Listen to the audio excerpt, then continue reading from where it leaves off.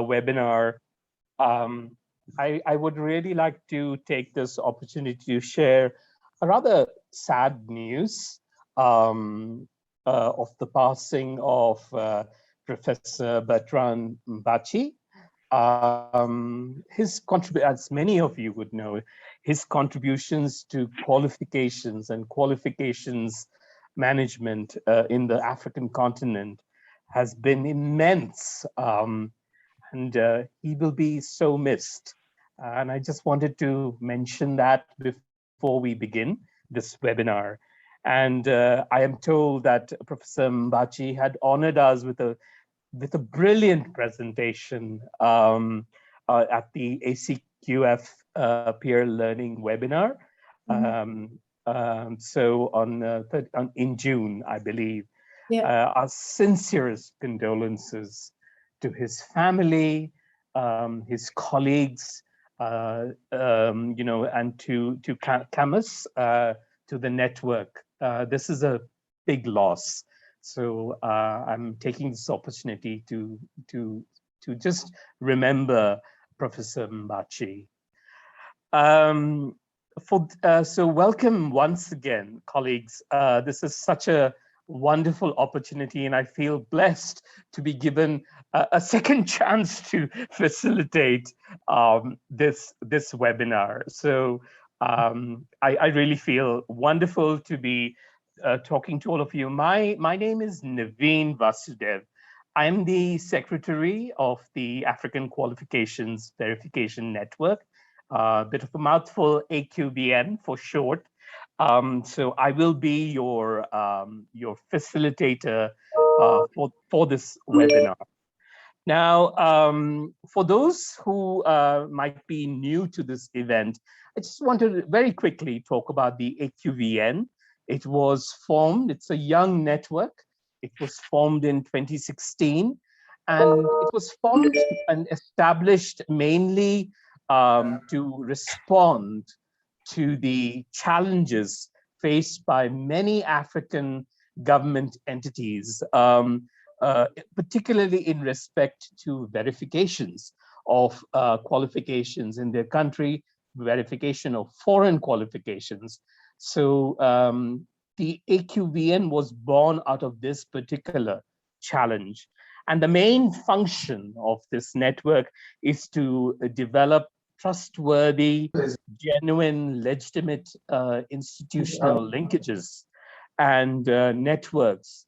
And there are a number of networks across the African continent. And we're attempting to create a hub where networks work with each other, but there are also other entities who can work with each other on the whole issue in the complexities of verification of foreign qualifications.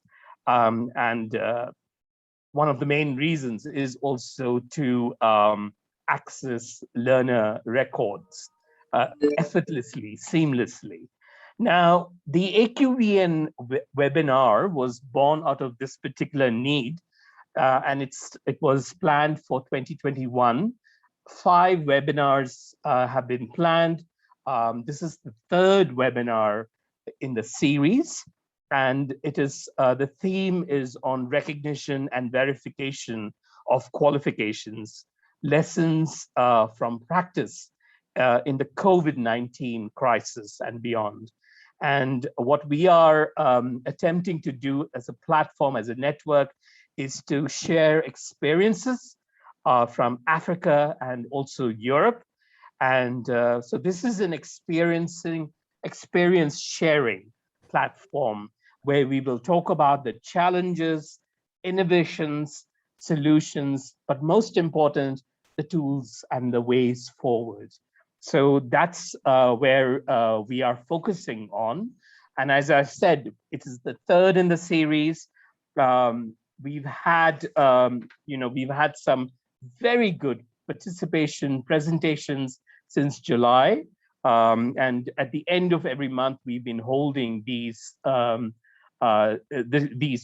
So we still have, besides today, we still have one for October and one for November. So I'm really looking forward to a very stimulating presentation and discussion.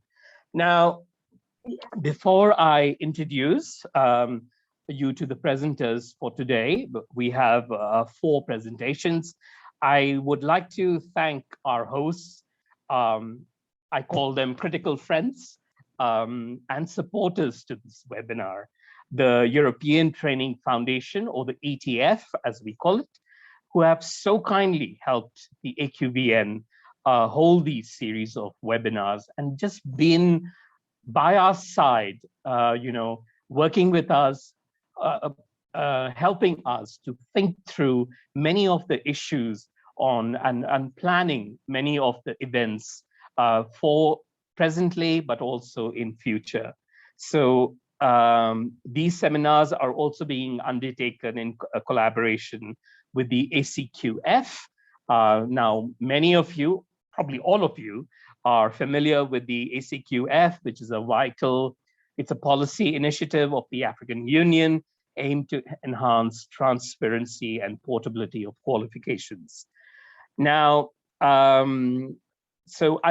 just before I present the presenters of the seminar, I just want to give the floor to 2 very important people, important to me, but important to all of us who have made this webinar happen. And first, I would like to request Miriam Chiaba, who is the chairperson of the AQVN, to just say a few words. And yeah, Miriam, the floor is yours. Thank you so much, Naveen, and good afternoon to everyone, or good morning, depending on where you are. It's a pleasure to continue having you on board. I think Naveen has given a brilliant background to what we are doing. And it's great that as Africans and African countries that are working in the space of qualifications are coming together to see how we can enhance the capacities in each other through peer learning. And I think there's no better learning than what we are doing right now.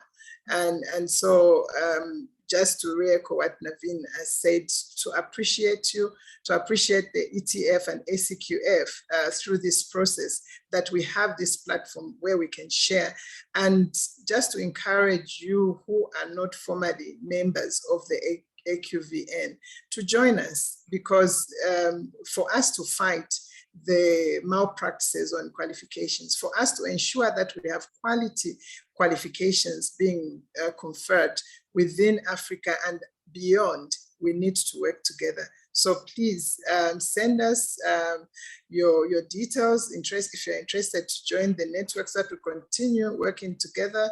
And Naveen, Gabi is part of the network. We're all there. You can put it either on the chat group or send us an email in response to the email that we've sent to you. So without taking much time, I wish to also thank our colleagues who have accepted to speak on this webinar, but also to encourage those of you that may be interested in sharing your experiences and sharing something in line with the work that we do, to come forth. You can get in touch with us on the emails that we've sent to you, or through the chat, and we'll definitely follow through. Thank you so much, Naveen, and Edwarda, thanks a lot again. Erica, I know you're in the background, Timothy and everyone, thanks a lot for the coordination. Thank you. Thank you, Miriam. Yes, you're very right. The AQVN it belongs to all of us, and it is through all of us that this network will grow. It is with working with other networks and collaborations that this will grow. So Miriam is right. I will be putting my email address on the chat. So please feel free. There are a number of colleagues here from the network. Please feel free to connect with us. This is your network. So we're really hoping that more and more countries and representatives from countries will join in. Now I would like to welcome Edwarda from the ETF. Edwarda, You've been such a support, you and your colleagues. There's so little to say, just to say thank you for all that you and the colleagues at ETF have been doing. I would really request you to say a few words, and if I may say, you could please bless this event. It is important. So please go ahead, Edward. Thank you so much for these words. I'm very emotional today because it's really a sad moment after the passing of our very dear Bertrand Bachi, Secretary General of CAMES. And as you rightly said, he has done a very nice presentation, informative, on 30th of June. Many of you have actually followed that webinar. But what I wanted just to say, and as you requested now, Naveen, I wanted to say that these webinars of ACQF from one side and AQVN from the other are in a way cross-fertilizing and helping each other. I see that many participants are in both networks, let's say. So I think this is a very interesting phenomenon that we are seeing, that networks are joining forces, one network with the other, and this can only be good, creates critical mass and creates also a transversal understanding of issues that are fundamental when we speak about quality, transparency, portability, recognition, and so on. So it's a very interesting phenomenon that we are noticing now. I also wanted to just very quickly to notice that in the very first webinar, AQVN webinar, one of the speakers, it was Maxwell from Ghana, expressed interest in enigmatic network. You did it on your laptop. Enigmatic network, and today we will have actually the NARIC Center France doing a presentation, and we hope that at the next one we will have the coordination of enigmatic. So this is also something that can be of interest in terms of experience sharing. And I really would like then to welcome France, Eswatini, South Africa, QCTO, and of course, Senegal. I'm so pleased to have today 2 French-speaking countries in the network. That was also a request of Miriam to increase a little bit the contribution, participation of French-speaking countries and also the Portuguese-speaking countries. We hope that one of the next webinars will also have a Portuguese-speaking country of Africa. So let this webinar be as intelligent, kind, and inspiring as the previous ones, and a little bit better. Each webinar is one of its kind, and we also see that they improve. The kind of information, the discussion is always getting better. And this is also thanks to the excellent chairmanship skills of our very dear Naveen. Thank you. Oh, thank you, Edward. Very kind words, very important point on the need for collaboration, talking with each other, experience sharing. That is where we are moving away. And I think this is really important. We are moving away from the silos mentality, the silos way of working, to actually feeding each other with different experiences. So what comes out of it is so much better, like you said, so much stronger, so much better, so much more informed. So really excited there. So now I would really like to quickly go to just a quick introductions. The presenters will do the presentations and they will introduce themselves. As Eduarda mentioned, we have South Africa, we have Eswatini, we have Senegal, and we've got Enigmatic from France.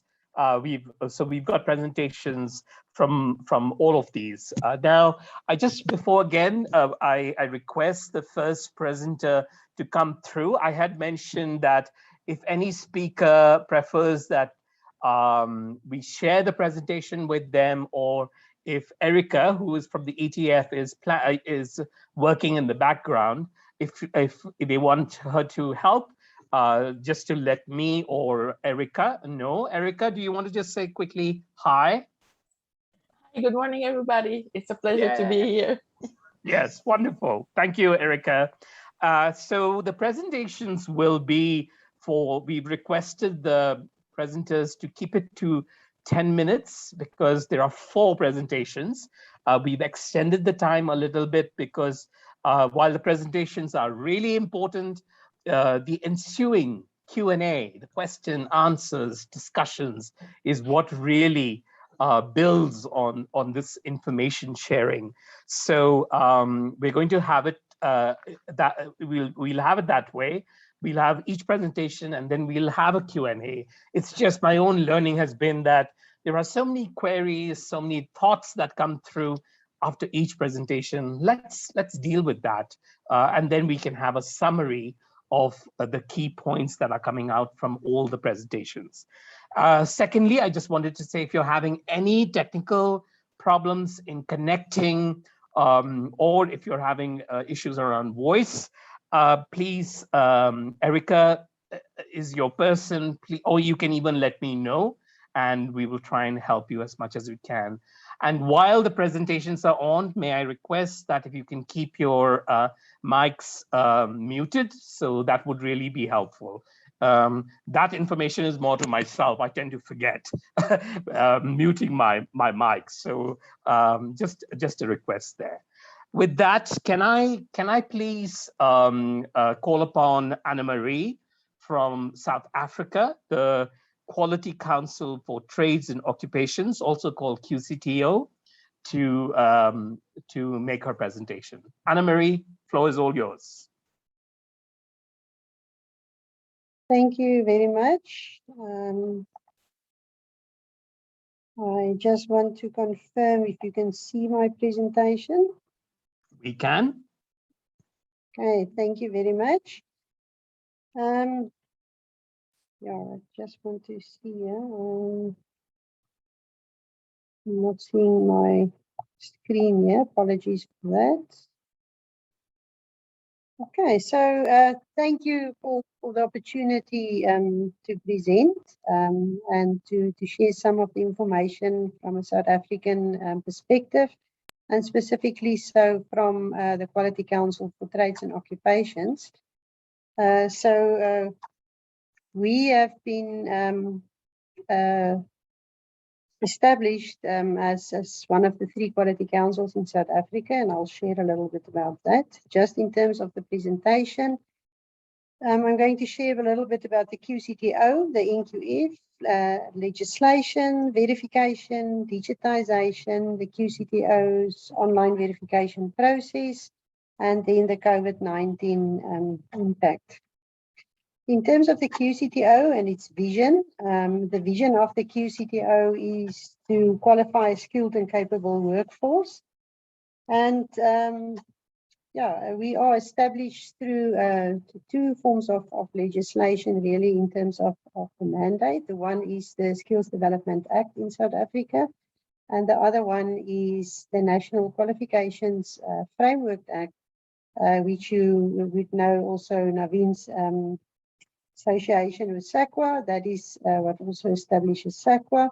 And then SAQA is overseeing the implementation of the NQF, and then work collectively with the 3 quality councils, the one in trades and occupation, the other one in higher education, and the other one then in the general and basic education, the school sector. In terms of the frameworks that each of these quality councils are responsible for, the QCTO is responsible for the occupational sub-framework, and then works on NQF levels 1 to NQF level 8. And then from the general occupational certificate to the specialized occupational diploma. Now, these have not been implemented in full. We are still only developing occupational qualifications, but we have been given approval in 2020 to now be more specific in terms of our qualifications on the framework. And we're just waiting for our policy to be published so that we can then either realign the qualifications or develop qualifications with this nomenclature. In terms of the legislative framework, the Skills Development Act, as I've mentioned, the NQF Act, then our policy on the sub-framework.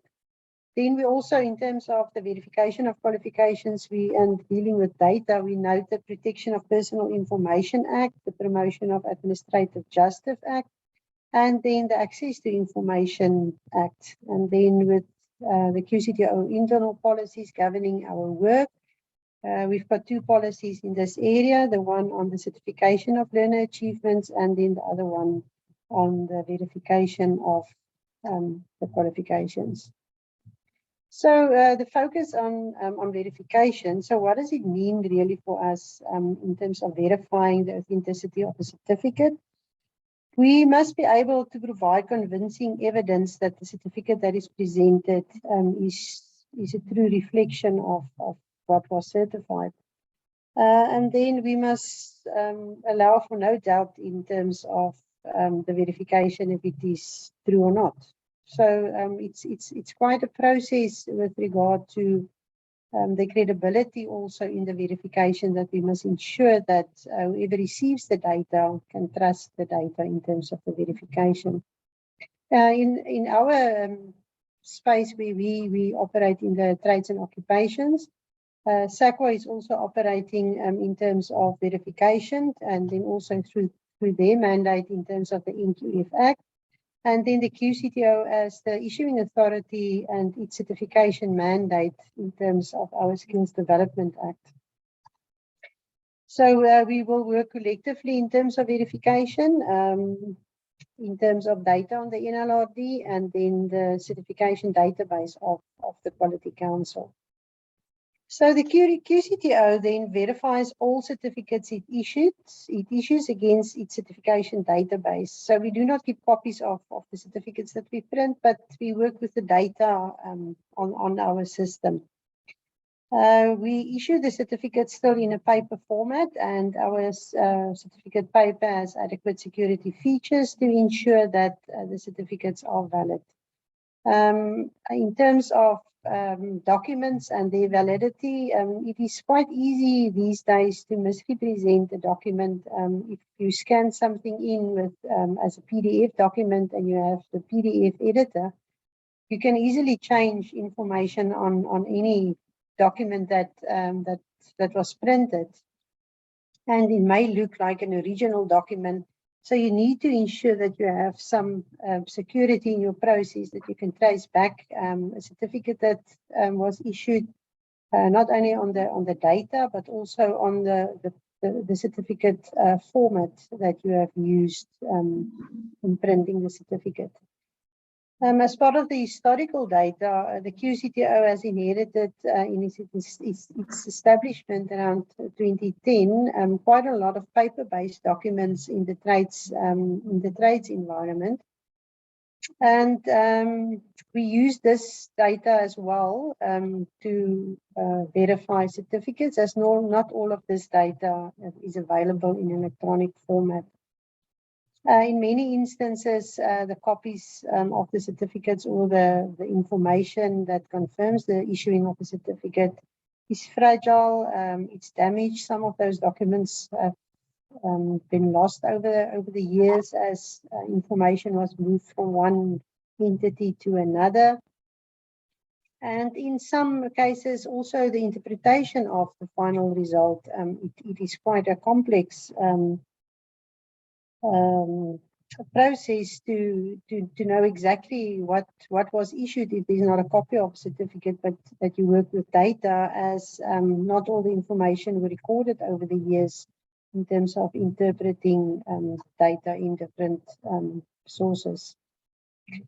The digitization of paper-based records, because we have inherited so many of those documents in paper format only, and in some instances data but not confirmed and credible data, that it was maybe captured for a different reason than issuing of a certificate or verifying information, but we wanted to have trends in terms of people, qualifying for a certain trade or occupation.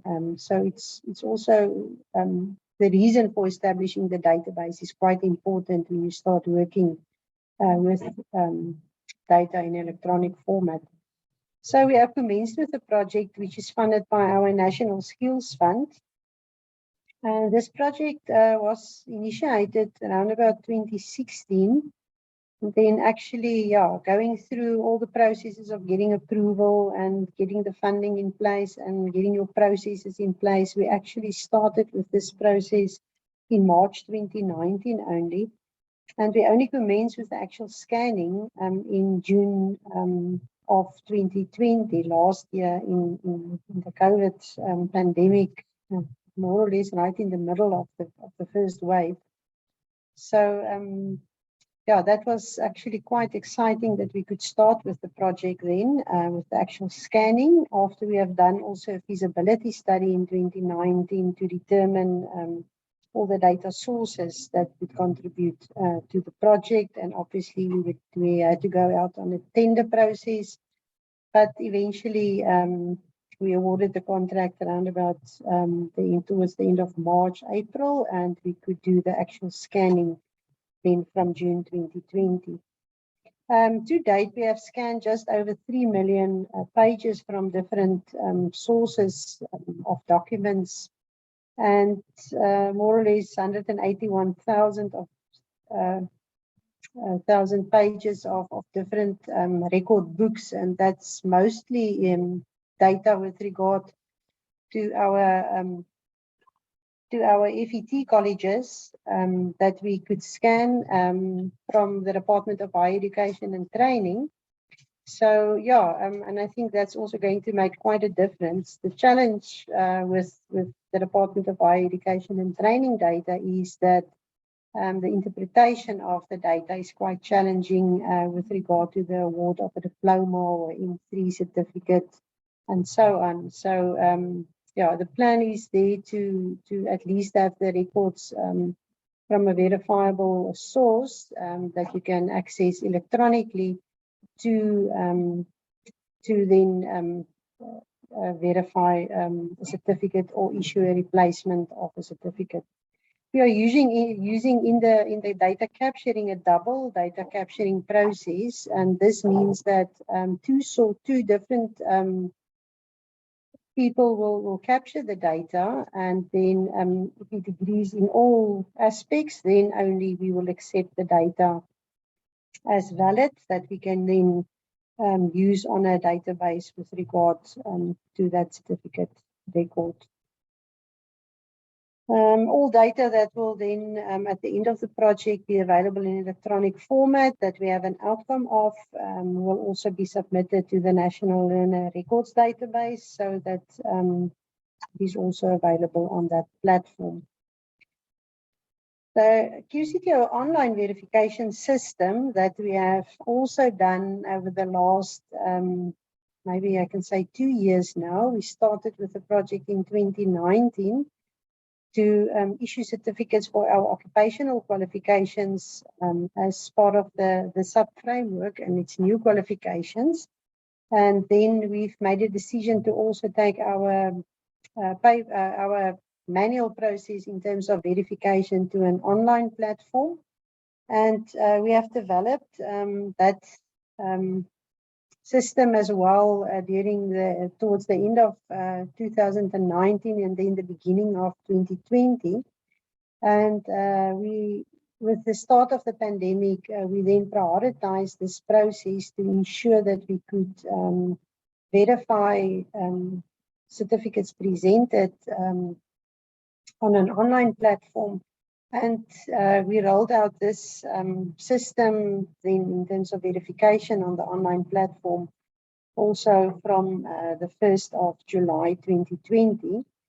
And that allowed us to continue while we did not have staff in the office. So the benefit of this online process is that every transaction on the system has a full audit trail as to who has done it, what was the outcome, at what time did we do it, what date, and so on, for which client did we do it. We have service level agreements with all our verification clients. So each one has a relationship with the QCTO in terms of how we roll out the process and what we verify. All the users are registered then on the system, and each client would have a client profile then with a number of users that can then perform the verification at that specific client. It can be a training institution, it can be a workplace. Many of them are HR companies recruiting agencies that work collectively with its own clients in terms of verification. So yeah, we do it in different ways with our clients. We charge a low cost fee. I see a lost cost fee. Sorry for that. It's a low cost fee. And then the client captures the information from the copy of the certificate that is presented for them to verify, and it's through the online platform. So the onus is on the client to ensure that they capture the information accurately in terms of the verification, and that it doesn't become as was in the manual process. The QCTO had to ensure that the data that we see on the certificate match 100% with the data on the certification database. So we have moved the responsibility a little bit to the client, which also makes it easier for the QCTO in its process. The online process then compares all data on the of records on the QCTO certification databases, and then there's an outcome. Instant feedback is received when the record is confirmed as a match, that the information in all instances matches, and then the client gets immediate feedback with regard to that. And then we also send a notification through email in terms of an Excel file just for their records as well, as to what we have verified and what the outcome is. The client is also required to upload a copy of the certificate that is verified in all cases, whether it is a confirmed outcome or an unconfirmed outcome, because the QCTO needs that as reference as well, should there be in any way a dispute as to the outcome and what was submitted and what was verified, so that we can also use this data should we be required to attend a court case or a legal action or case, that we have the source document from the verification request also available, and all those documents are then stored against the specific record that we have verified. We verify actually a record 3 times when it is unconfirmed, actually 4 times. The first one is obviously the system verification. And then if it gives an unconfirmed reason, a QCTO staff member will then access the record and then check that the outcome is indeed unconfirmed. Peer validation is requested where the only difference is that there's maybe a misspelling of the name, where it is, for instance, the name is Peter and they've typed in Peter. Then we would still verify and overturn the unconfirmed to confirm, and then just indicate that they've made an error in the capturing of that name and surname. We only do it for the name and the surname, not if the name was totally different, but really where it indicates a misspelling. Then the supervisor is always involved in terms of unconfirmed records, and then we provide a reason for every unconfirmed record. Whether it may be that the certificate was issued to another person, or that the information on the trade certificate was changed and they've changed it maybe from an electrician to a plumber, or in those cases. We also have regular workshops with our clients, and we train them on the working of the system as well as the QCTO's verification approach, its policy. And then in understanding the feedback that we provide as well, that not in all cases it would be a misrepresented record. It may be that they have captured the certificate number incorrectly, and then obviously it will bring up the information of another person, where your certificate number is, for instance, 123, and they've captured 1234, it will then obviously not correspond. The feedback from our clients on the online process over the last year was very positive, and they are quite excited that they can now get real-time feedback with regard to cases where the information actually matches. We have five-day turnaround time in terms of verification in our policy and our process. But we are very proud to indicate that we usually do it on the same day or a maximum of 2 days. But we must allow for a 5-day turnaround time in terms of meeting our key performance indicators as an organization as well, where we indicate upfront as to how we're going to do this task. And we do allow them for system downtime maybe, or for whatever reason that we must then consult a source document in paper format. That will allow us to have a little bit of flexibility. Over weekends and public holidays, we ensure that our system is operational 7 days a week, 24 hours. So that also assists our clients in the online process. It has that. It's a few teething problems. I think as all processes that when we suddenly had to move outside the office to our homes and then, work online. And everything then became electronically. We had to meet on online platforms. We had to work on online platforms. So yeah, the transition is always challenging. And I think we were, as a country, also forced into this, as many other countries, to quickly adapt to the way of work, so that we can could continue, with our work as well.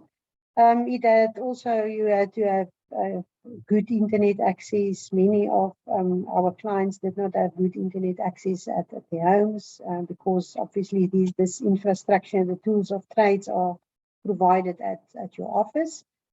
But I think over the last year, the indication is that they've adapted quite well, and they actually prefer the way in which we are doing verifications now.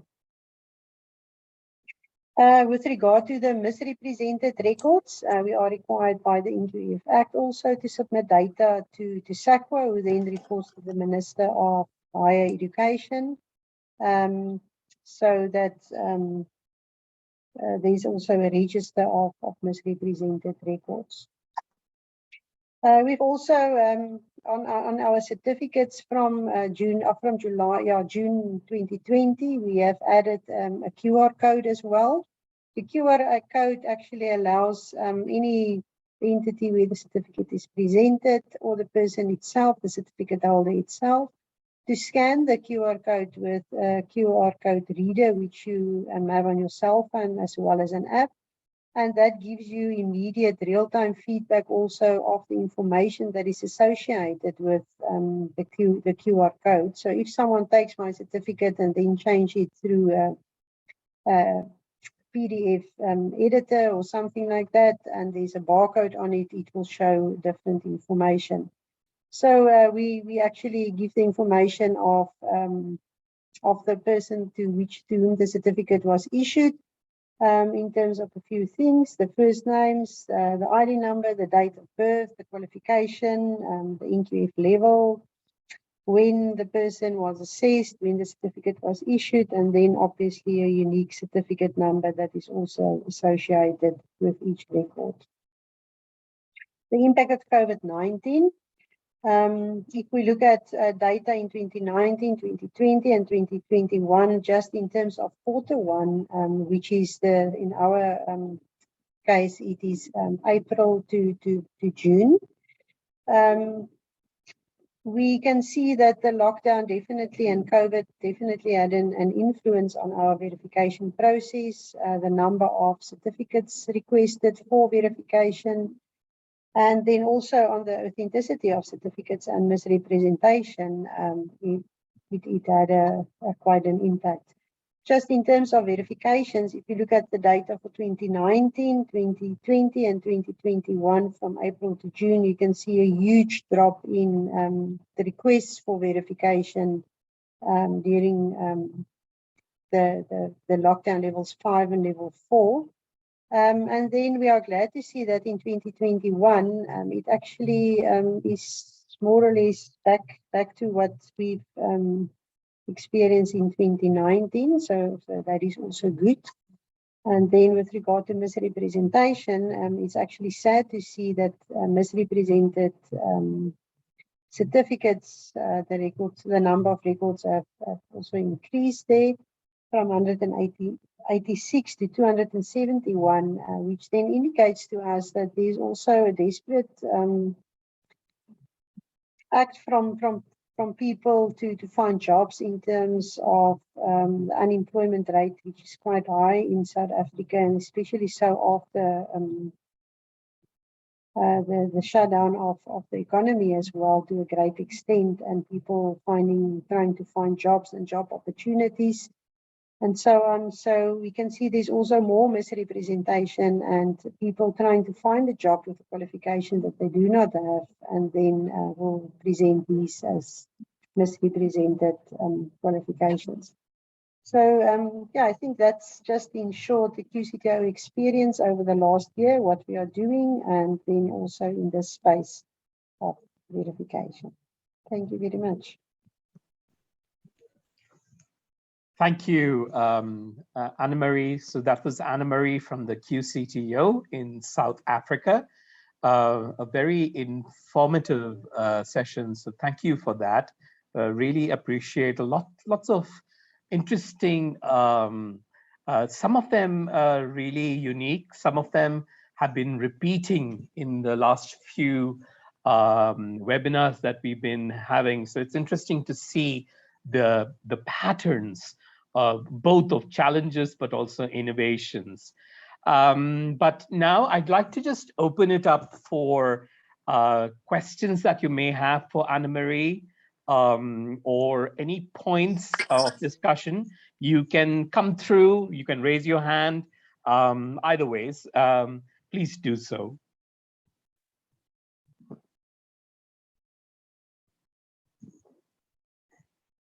Maybe while we are waiting, Anne-Marie, I just had a couple of things I've just been observing in your presentation, and it is really interesting. You know, this whole area of paper to digitization, that the trends that are coming through, it is very interesting, but you've also raised the challenge of the issues around bandwidth, internet speeds, and I know we've had some interesting discussions between the AQVN and ETF on how do we deal with that particular area of, particularly, and I'm speaking about the African continent, how can we improve that so that people have better access? And you raised it yourself, while there is technology and changes and developments in technology, there is also the issue around bandwidth speeds. I know from UNESCO there was a interesting point that was being raised by Maureen Chacaron when he talked about a new inequality that is starting to develop of the haves and have-nots in terms of technology. So it is interesting. I just thought, it's not a question, but I just thought to just raise that as a point in our discussion. Just on that, you talked about the database and the server. Now, am I correct to understand we are talking about the information in the cloud? Yes, thank you for the comments. And yeah, the question, QCTO still for this the certification system, we are still using our internal service, but definitely we have seen that there are also challenges with regard to that. And we are looking at cloud space. I think it's also more cost effective with regard to moving to the cloud. So systems developed in the QCTO after we have done our process are developed on the cloud from the onset.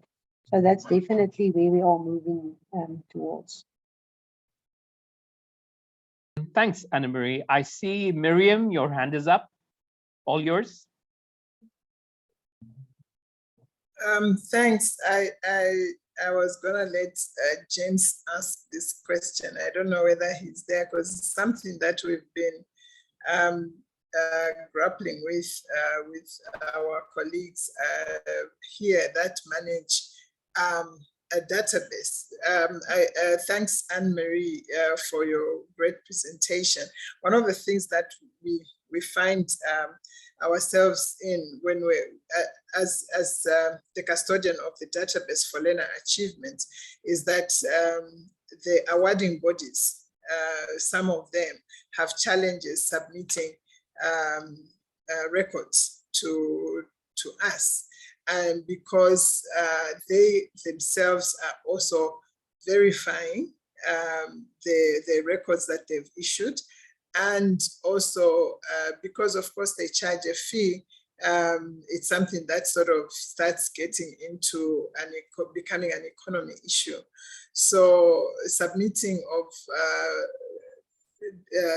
records starts becoming an issue, despite the fact that the law does say that they should.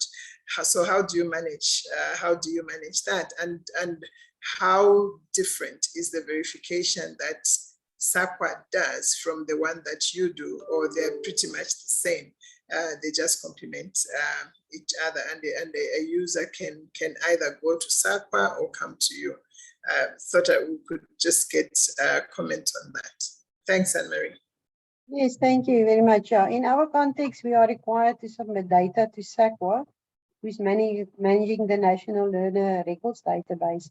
And it is from this database that SAQA then can confirm if a qualification was awarded or not.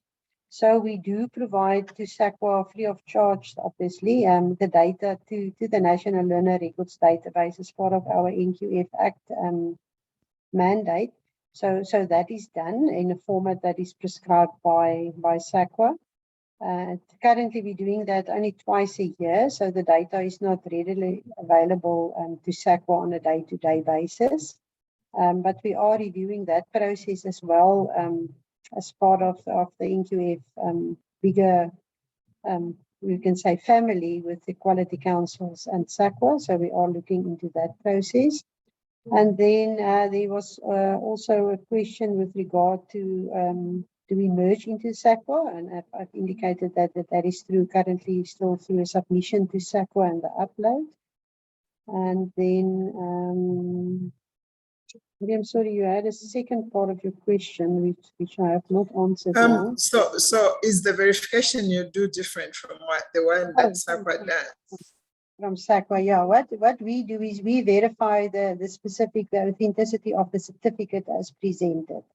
So where we can say, yes, the learner did achieve, for instance, a qualification as a plumber, then SAQA can confirm that. But if they want to look at the specific certificate, there's information printed on the certificate that is not available to SAQA. So that is where the Quality Council or the certification authority comes in to verify the authenticity of the document that is presented. And my firm belief is, and that's why I've also lobbied for the QR codes on the certificates, is that the certificate holder should not have a challenge in verifying the certificate that is issued to a person. So if I am presented to the employer, it should be a seamless process to verify the authenticity of that document. And especially so with legacy data, it becomes quite challenging that I must prove that I've qualified for qualification, yet I have the certificate and the original in my hand. And we trust that with the QR code and the direct access to a database against which it verifies, that it would make it easier for the certificate holders as well. When the certificate is presented, it's immediately that someone can verify that information. In terms of a question, if I can respond to that, Naveen, in terms of the other quality councils, the CHE doesn't do verification as the universities are still the issuing bodies of the certificates for your degrees and so on, your higher education qualifications, but they do also have formal verification processes. Umalusi also has a formal verification process. It is not an online process to the extent that there's real-time feedback yet, but they do it in an electronic way in terms of their process. So SAQA also does quite a lot of work, I think, with all the quality councils in terms of the verification and the data as available on the NLRD. Thank you. Thank you, Anna-Marie. And I think you raised important points there. And thank you for the questions. I think they're really important. And I think one has to say, and I'm wearing my SAQA hat. It is really important. And I think this has also been raised in the questions about how the various SAQA and the quality councils, how do we work together? And what are the ways of working together that brings out a better result? And I think what you raised, Anna-Marie, in your presentation about the use of technology plays a very important role there. However, and I think it is really important, behind technology lies humans, and we all need to, work together. And that is a very important area of work. And I think that is something, and Anna-Marie, you have done a lot more work there. That is something that going forward really needs to be focused upon, of how the various entities here in South Africa need to work together. So I agree on that for sure. Are there any other queries for Anna-Marie or any comments before we can then move on to the next presentation? You can raise your hand, or you can put your questions or your thoughts in the comments on the side, and we can then deal with it even a little later. But I want to then thank you, Anna-Marie, for your excellent presentation, for taking the time for this particular webinar. I understand you have other areas of work and other meetings, so I totally understand. So good luck with that. And once again, thank you so much, Anna-Marie. That was Anna-Marie from the QCTO in South Africa. Our next presenter, you're welcome, Anna-Marie. Our next presenter is Gabi, as we lovingly like to call her. Gabi is from the Swaziland Higher Education Council. She's also a council member of the AQVN. So Gabi, I would like to welcome you to this platform. The floor is yours. Thank you very much, Naveen. Thank you, everyone, for participating in the webinar. Can I please just share my screen? Can I confirm if everybody can see my screen? Not yet. Not yet. Can you all see my screen? No. Not yet, Gabi. Oh, okay. I have shared already. What could have gone wrong? I don't know.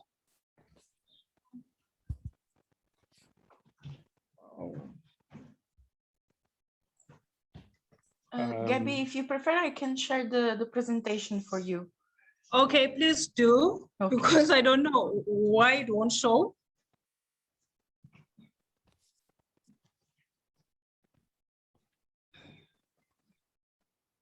It just couldn't show. Yes, Gabi, all good now? Oh, okay. Afternoon and good morning, depending on where you are. As introduced, I am Gabi Hlachwayo from Eswatini, and I work for ESHEC.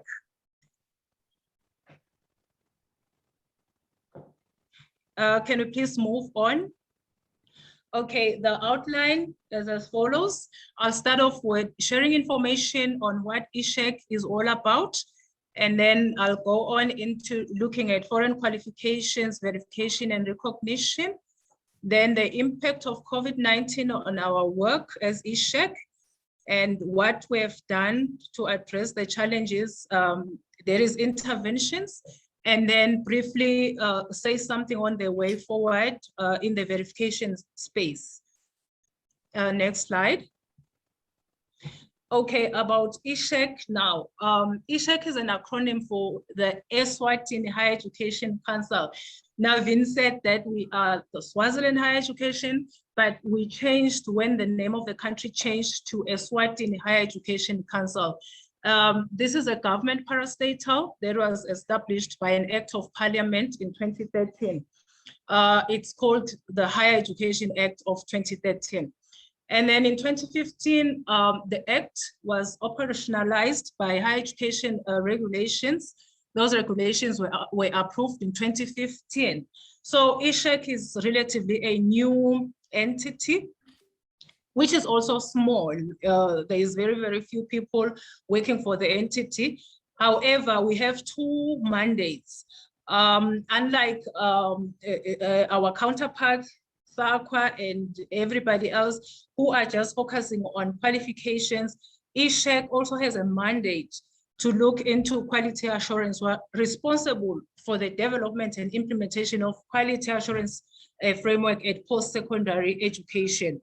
So we are an external quality assurance kind of agency. I can say that because we also do that. On the other hand, we also do qualifications. We are responsible for the development and implementation of the National Qualifications Framework. I've already alluded to the fact that we are still relatively new. We started operating in 2016, but we have managed now to come up with our own National Qualifications Framework. We launched it in 2021 in April, sometime in April. So what is happening now is that we are in the process of developing the implementation tools in the form of the different policies that we require now to implement. Can we move on? Okay, now what ISHEC aims to achieve broadly, we want to be the leader in the regulation and coordination of higher education nationally and globally. And then our mission is actually accommodative of the two mandates. We want to ensure a coordinated and efficient higher education through credible quality assurance and qualifications mechanisms. Can we move on, please? Now, the functions and responsibilities of ISHEC actually depict the two mandates that we've talked about. We are responsible for the accreditation, promotion, and coordination of higher education. We are responsible for the formulation of policy on higher education. We promote and audit quality assurance in higher education institutions and also advise the minister on all issues of quality assurance and also issues around the National Qualifications Framework and its implementation. And we coordinate that, as earlier on alluded to. And then other the mandate on qualifications, that is where we are supposed to register our qualifications in the NQF. That is where also the verification of foreign and local qualification happens. I have alluded to the fact that we're in the process now of developing our implementation tools, regulations of registering the qualifications, our RPL, our CADS, all those policies we're in the process of developing.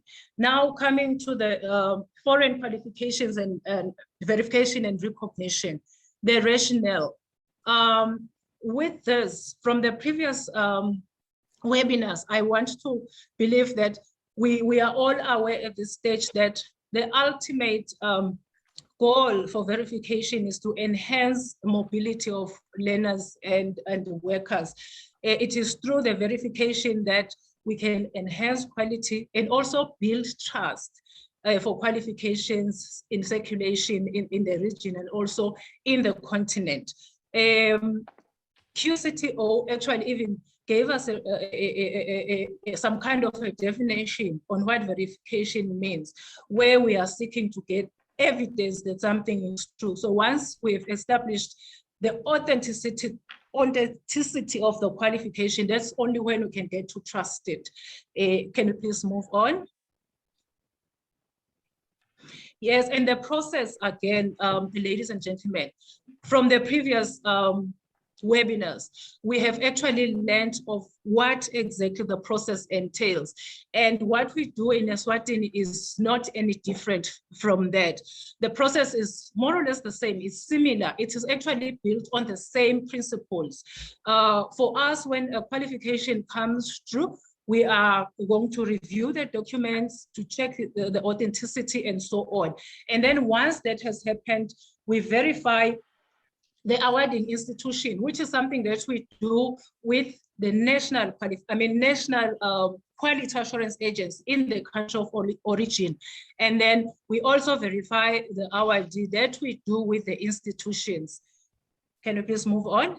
And then after that, that is when the issue of comparison comes into play. Then we compare with our local standard, which is actually embedded in the NQF. Then we pitch the foreign qualification against our NQF to determine the level of that qualification. Then after that, we issue out a certificate. Can we move on? And then now coming to the impact of COVID-19. Eswatini has been hit hard at national level. We have been hit hard by COVID-19. We are a small country with a population of about 1.2.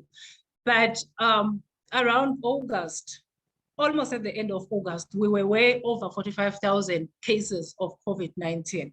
And then we were also at around the same time, we were labeled as a high-risk destination because of the number of cases, the number of deaths, and so on. Can we move on? I actually prepared graphs to show, just so you have an idea of how dire the situation was. The over 45,000 kilometers, as you see in the graph, it is at around August. Total cases, can we move on? And then daily new cases, I hope you can see in this graph that we have something on the first wave there, the second wave, at the peak of the second wave, and then where we are now, third wave at around August. I'm sorry I couldn't get the most recent graphs, but now we are in September, the cases have really dropped and also the deaths have dropped. So what is happening is that at around August, when looking at deaths, can we move on to the next one? We were way above 1,000 at around August. And then, can we move on? And then daily deaths around August, at the end of August, we had almost 20, around 18, 17, 18, 19 people dying per day. Can we move on? Okay, before we get to the impact of COVID on ISHEC, looking at those graphs, we can realize how we were hit hard by COVID-19, such that the country, just like all our neighboring countries in the region, we went on full shutdown, total lockdown. Periodically, from time to time, people lost their jobs. We had retrenchments and so on, which I think is something that happened even in our neighboring states. Now, can we come to how COVID has affected us now as an organization at ISHEC? In terms of verification, we experienced a drop in the number of verification applications. The graph that I have now actually shows how it's been. At around January, February, when COVID-19 started, in fact, we had our first case as Eswatini around February. So we would have over 35 cases, applications rather, verification applications per month. But as COVID-19 intensified, March, April, May, June, when we went into total shutdown, In May, June, we had no applications at all. And then when the situation relaxed a bit, the COVID-19 regulations were relaxed, we now experienced a growth in terms of applications. September, October, they are over 35, November, December. But after that, we experienced the second wave, which also hit us real hard.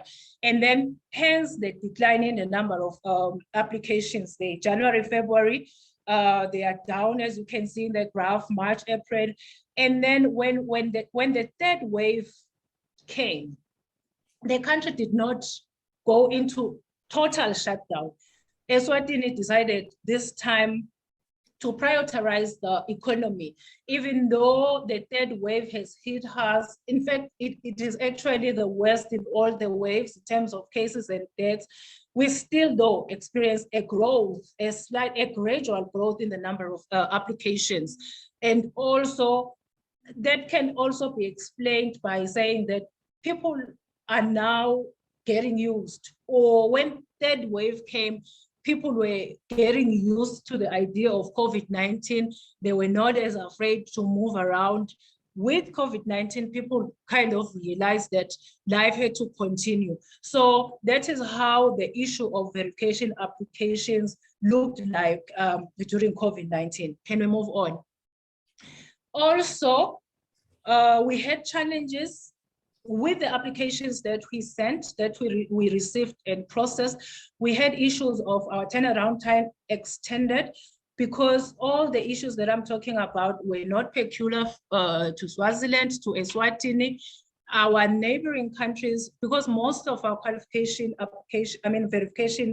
requests come from the SADC region. So when we went on total lockdown, it happened in all the other neighboring states where we normally get applications from.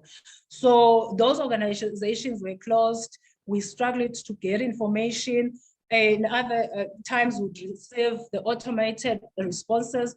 And then in cases where we had people that we knew from those organizations through the networks, you would even try and send a WhatsApp message, but it was likely that somebody would just respond and tell you that, look, Gabi, I'm down with COVID, I'm sick, I cannot attend to you. So we had all those issues, which I want to believe were experienced also by other verification practitioners in other parts of the continent.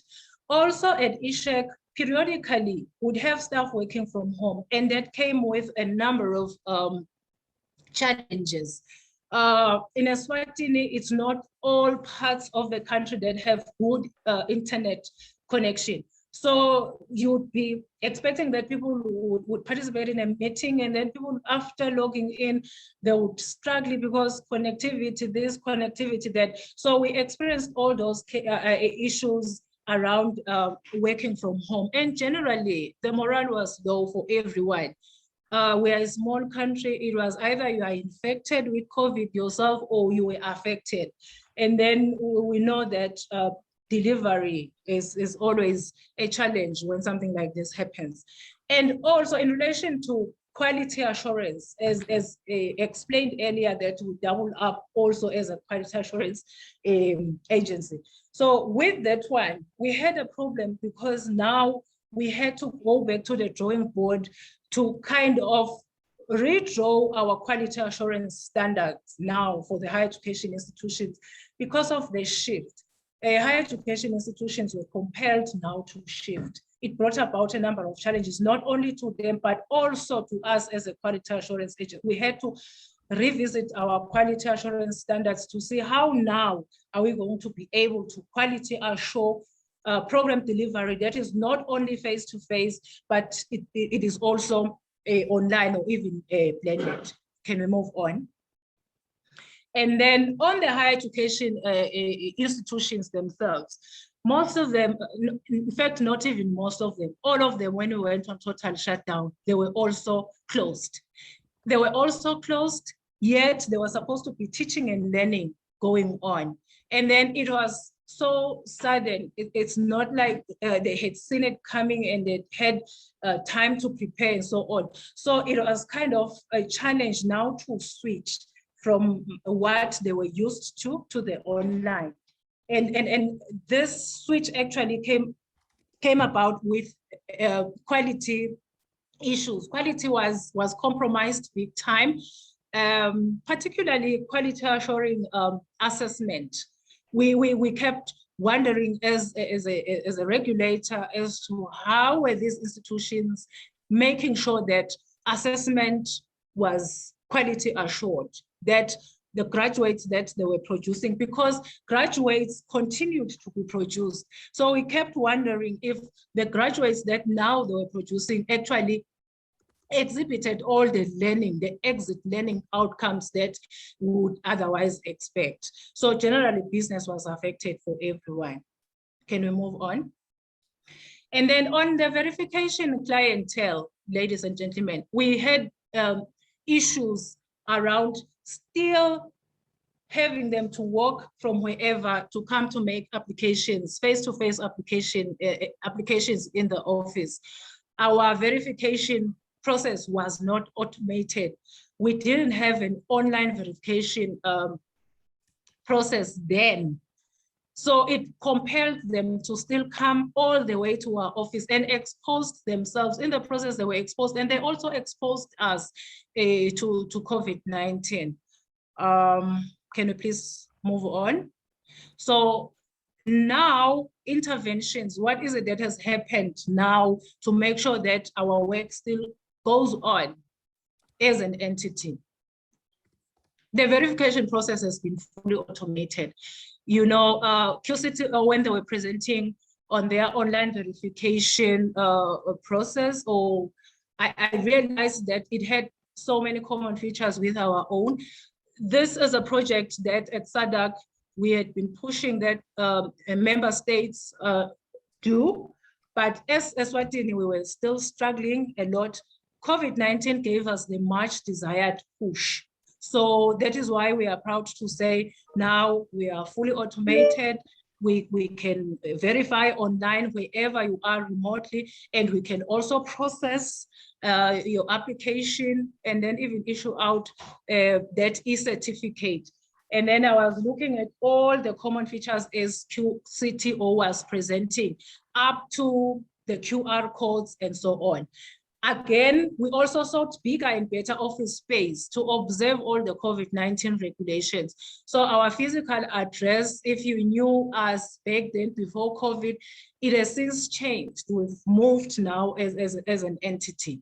Also, we have worked so much around the QA standards so that now they embrace all modes of delivery.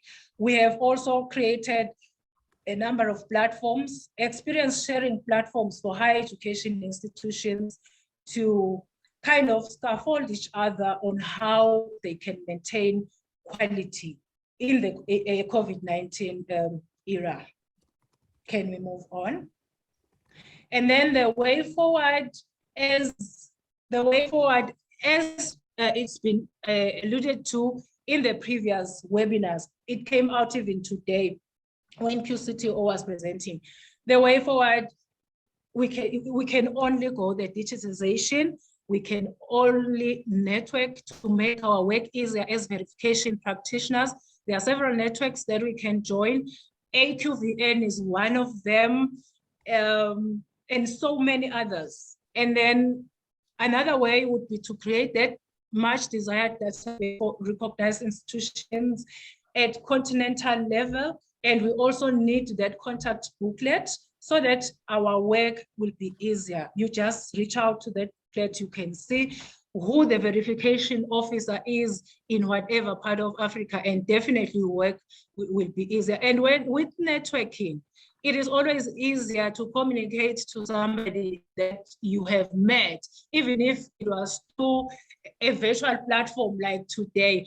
I haven't met Eduarda myself, but communicating to her, it always feels like it's somebody that I've known for quite some time because of all the meetings we've had, even during the virtual platforms. And then let us all subscribe to legitimate verification sites. I'm happy that Inari will be presenting after me, and also Senegal, and we are looking forward, ladies and gentlemen. Can we please move on?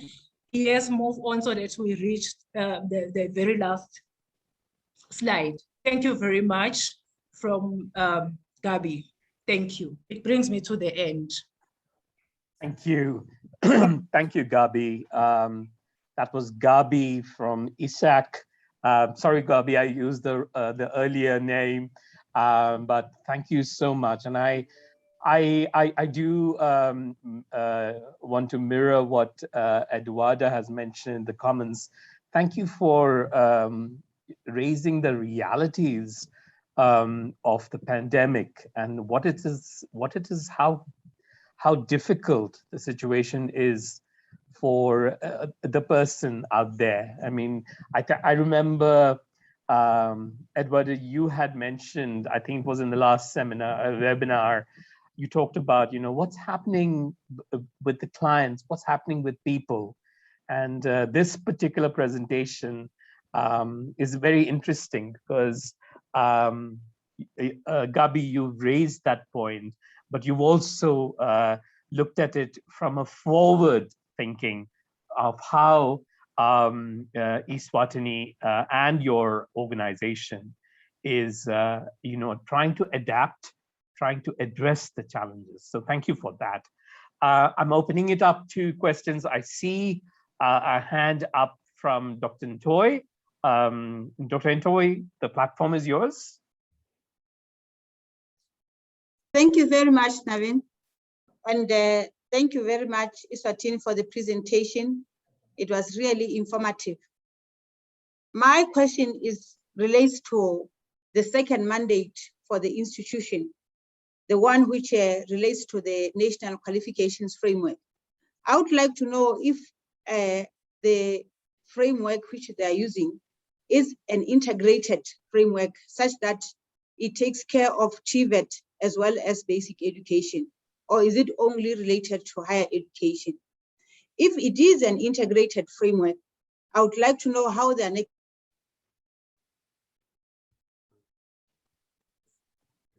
Dr. Ntoy, we've lost you here.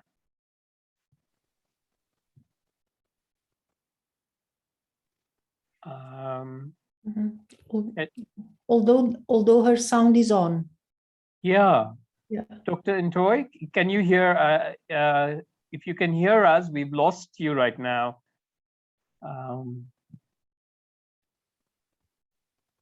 Can you, if you hear us, Dr. Ntoy, can you put your question in the chat, and then we can look at that. While Dr. Ntoy is doing that, are there any other questions for Gabi?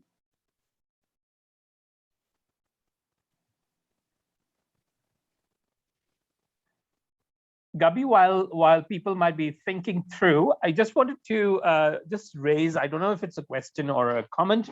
It's interesting that you raised the issue of work that is being done at the SADC level, and how Eswatini and the other SADC members are working together. It is a rather interesting point you raise, and just as someone who's just curious about this whole area of the regional work that's being done, what do you feel are the areas of focus for the SADC, so that it's not a particular country? I understand the challenges you raised, but what can SADC as a network do to further assist the countries which are uniquely facing the challenges from the pandemic? Some thoughts on that, Gabi? Okay, thank you, Navin. I really don't know if I would say it's something that SADC can do. I just believe that we can just as member states, push on all the projects that SADC has right now, because if we see all those projects through, it will actually make us one as a region. It will actually enable us to work together seamlessly. It will make verification easier. There's so many of these projects, just like I said earlier, that the issue on having this online verification system, it's something that we've been trying to push all of us to do at SADC, but we were lagging behind because of so many reasons until we got the push from COVID. So there's so many of these projects. There's alignment of NQFs to the SADC one that is supposed to actually create that standard.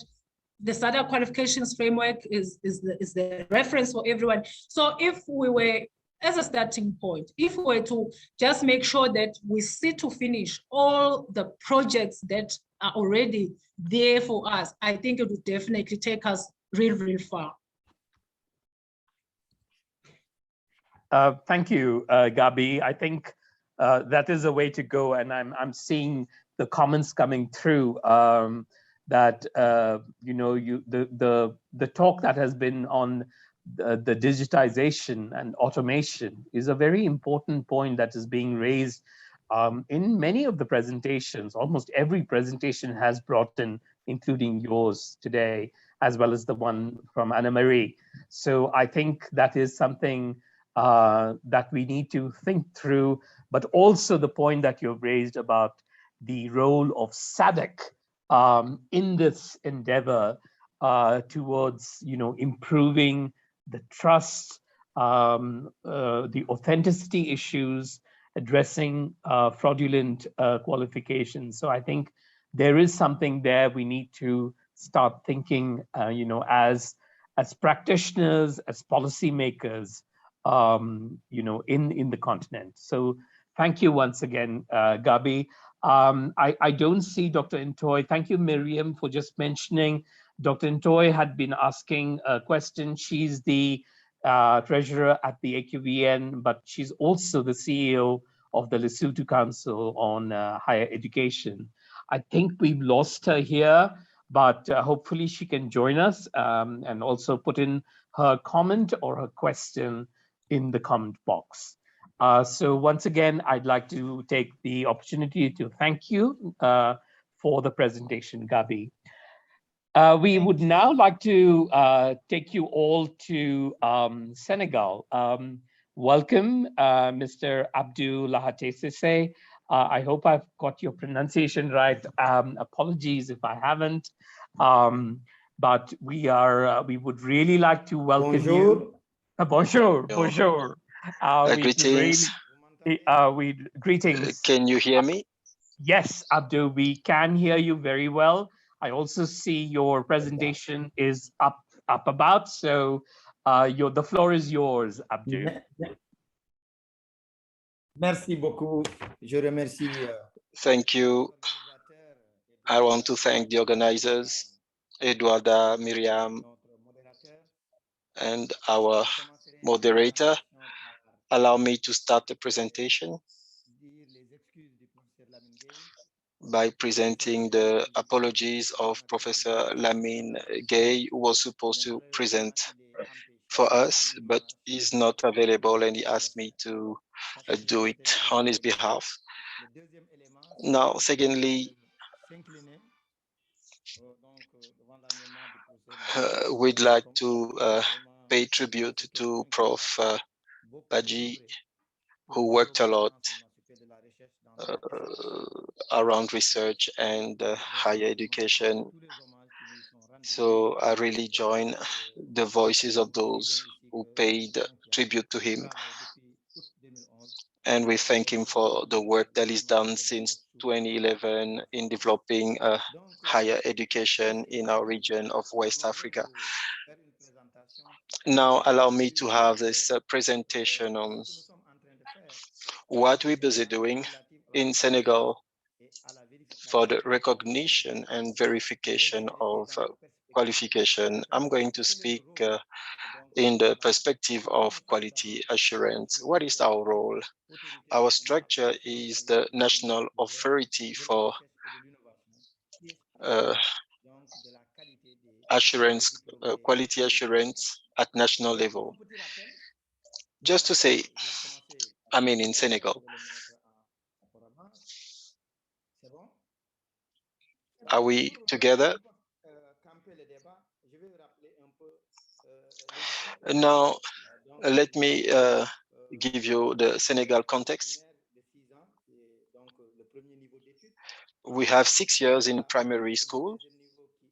Then you have the second level, which is 4 years later. You have the BFEM, which corresponds to our mid-high school degree. And then you have the matric, which is obtained 13 years later, baccalaureate. And then we also have another level which corresponds to the French baccalaureate plus 2 years at university. You would call it DUT and DZEP. We have a network of professional and higher institutes. And we also have a network of 5 schools that are installed around the economic poles in the country. Then we have the diploma, which is obtained after 3 years, then master's after 5 years, 17 years later, and then after 20 years, you have a doctorate or PhD. So these are the different study levels in Senegal. Here in Dakar, we work with all the higher education institutions. Now, what happens when it comes to the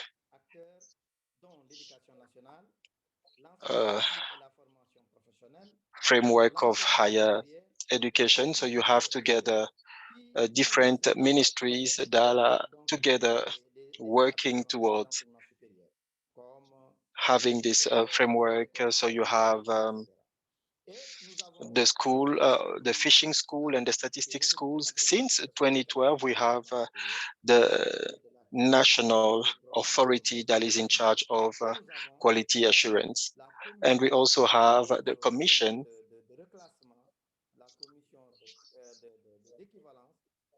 of equivalence and recognition of degrees and certificates and qualifications across all the qualifications that need to be recognized and placed. So what is the legal framework at the base of this national framework, this national qualification framework? So we have the law of orientation of professional training, and also the law related to private universities and schools. Like we said, we have this arrangement of master, doctorate levels that we have set since 2012, and the other texts that are related to the implementation of the Commission for Recognition of Qualifications. So basically, this is what covers our NQF. Now, what are the criteria of recognition at national level? In Senegal, we have 2 criteria. 2 recognition criteria. The first one is legality criteria, which is giving an institution the right to issue a certificate. And this criteria is done at the level of the Higher Education Directorate under our institute, which evaluates the institutions, and if it's positive, then we ask the ministry to credit these institutions with the ability to issue a qualification. Then the second criteria is quality. So we do the accreditation of programs that we assess before they are accredited. Once the program is accredited and once it is offered by one of the higher education institutions, then it is recognized at national level. If there is no recognition, then even if it's issued, it's not recognized. So we need to have the institutional origin, whether it's public or private institutions, whether the training is done online or physically, we can still recognize them. So these are the two criteria in recognizing the certification and the qualifications at higher education. Then we have three categories of degrees. We have the degrees that are produced at national level. So we have a repertoire of degrees that are regularly updated. And I'm going to speak about how we do accreditation in the next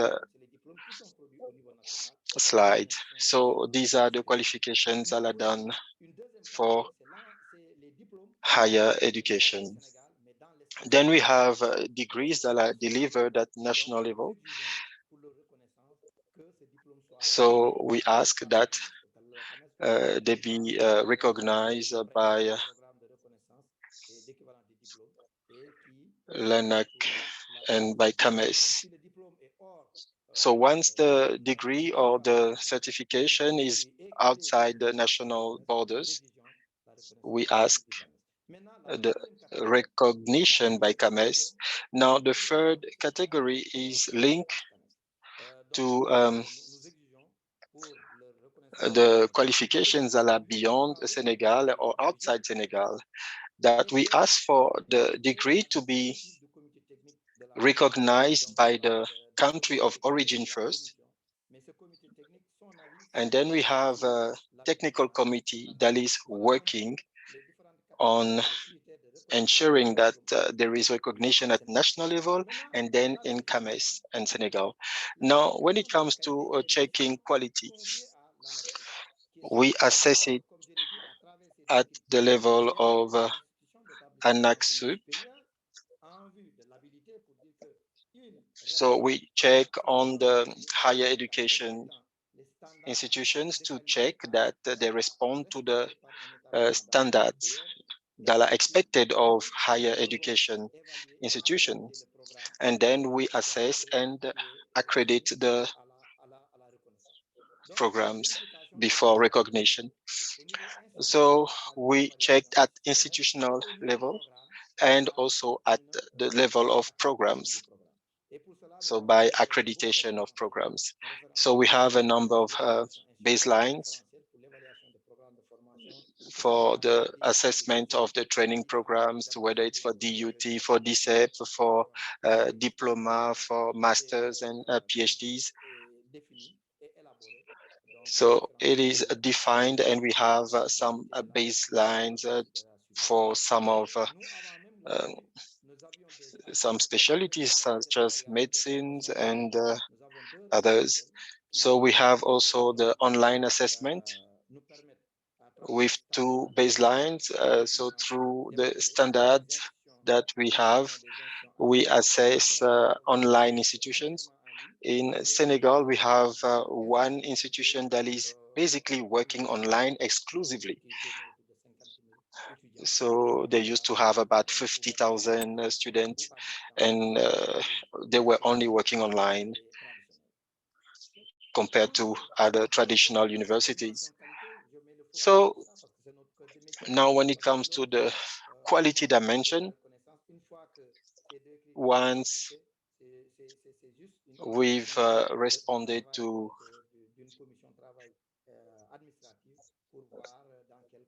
the admin requirement, then we're able to determine the equivalence of qualification and positioning on our level of assessment. Now, during COVID, how could we guarantee the quality of information? First, we had a study when COVID struck. We had a study across public and private institutions. Now, from this study, we were able to develop the new assessment methodology for our training programs. And we've adopted a mixed assessment. I will focus on the external part where we have the field visit. So part of the experts team will go to the institution physically to assess the program, and the other ones are working remotely. So we were able to establish a protocol of intervention of all the experts remotely. And we also have another protocol of coordination. And in each protocol, we have defined the roles and responsibilities of each and everyone, and also the timing of interventions to better have the external assessment. We also developed mechanisms, a technical mechanism that schools or institutes have to use for the proper implementation of the programs. So they need to make sure that the internet connection is continued, and that they have good equipment for projection of classes. So we were able to check the quality of the qualification. So we do a lot of work for those who are going physically and those who are working remotely. So this mechanism helped us to realize, to achieve a lot of things.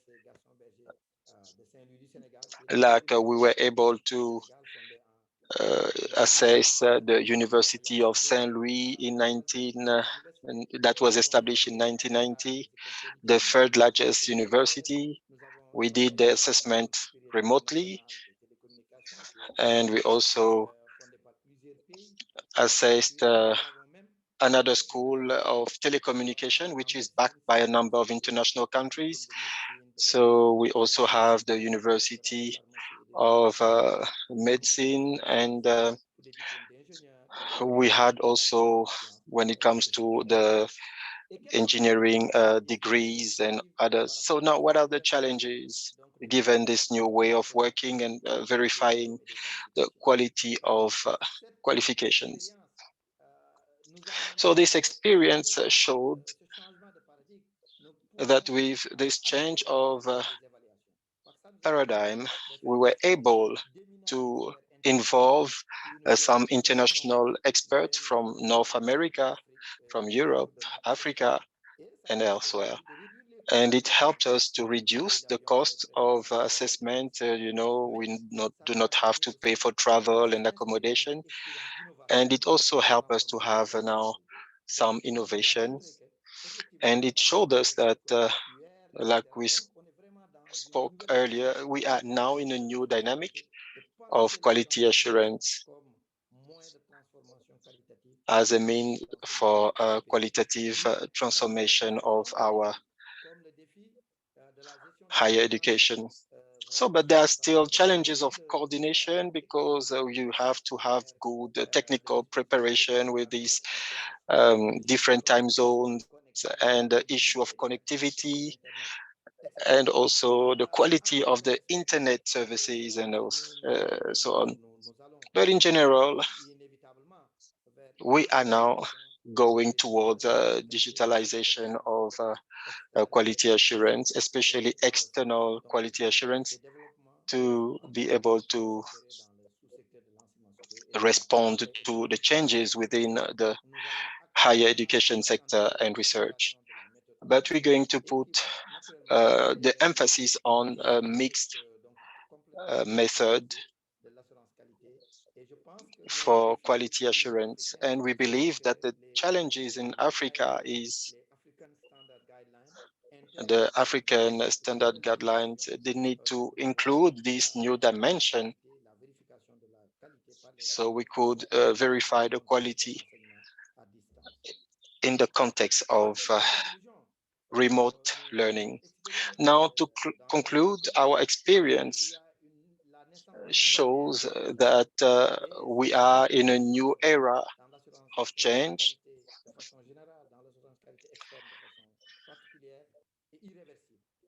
So this is very important. We need to have this integration of the new methods that will use digital tools. So since the beginning of the year, we have a 3-year program that will allow us for a full digitalization of our processes, which is the basis in Senegal for the recognition of the quality of degrees. So basically, these are the elements that I wanted to share with you, focusing on the component of quality assurance in recognizing qualifications. So thank you, Nevin. Thank you. Thank you, Abdu. Thank you very much. That was Abdu from the National Authority for Quality Assurance in Higher Education in Senegal. Very interesting points that have been raised. Again, very interesting trends. I'm going to be opening the floor for comments. I see there are comments already in the comment box. But if there are any questions for Abdu, please, please come through.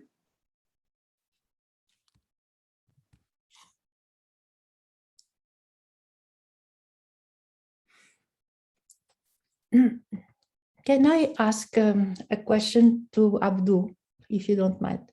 Please, please, Edward. Yes, I'll speak in French. Abdu, merci beaucoup. C'était vraiment excellent. Thank you, Abdu. This was excellent. I would like to ask you, do you also have new information on the legal framework of the CNC and how quality assurance and digitalization and all these things, since you speak about innovation and change of paradigm and progressive digitalization, which is really showing a new experience. So how do all these elements come together and evolve synergetically, if we could say so? So you have assurance quality and digitalization. Thank you. Can I answer? Please, Abdu, go ahead. Merci, Edouarda, de votre question.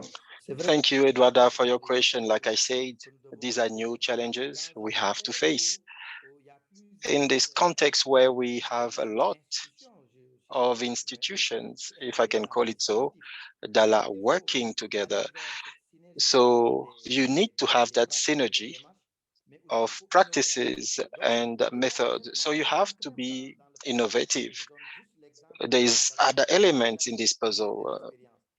So we also need to consider the experience and the learning during the experience. So we are working to have a regulation to recognize the professional learning. So we are looking into the law and the legal aspect of it. There is also a committee that is working for professional training and education to work towards a new institutional framework that will cover all these elements. Let me just give you a number of examples. If you look at technical education, so they have 5 levels according to the law. So we have to integrate it because level 1 is at master's. So they do not have a PhD. So we are working at the commission, but once this is completed, we believe that synergy that will help to make things a bit more simpler, because we also work with the economic sector that will be able to develop education and training. And this is something we're working on. It's not easy because you have to integrate everything and go towards a change of institutional framework in order for us to bring all those things together. Thank you very much. Mr. Keita. Greetings, everyone. This is Mr. Keita from Mali. I am the Executive Secretariat from the agency in Mali. I just want to ask a question related to Mali.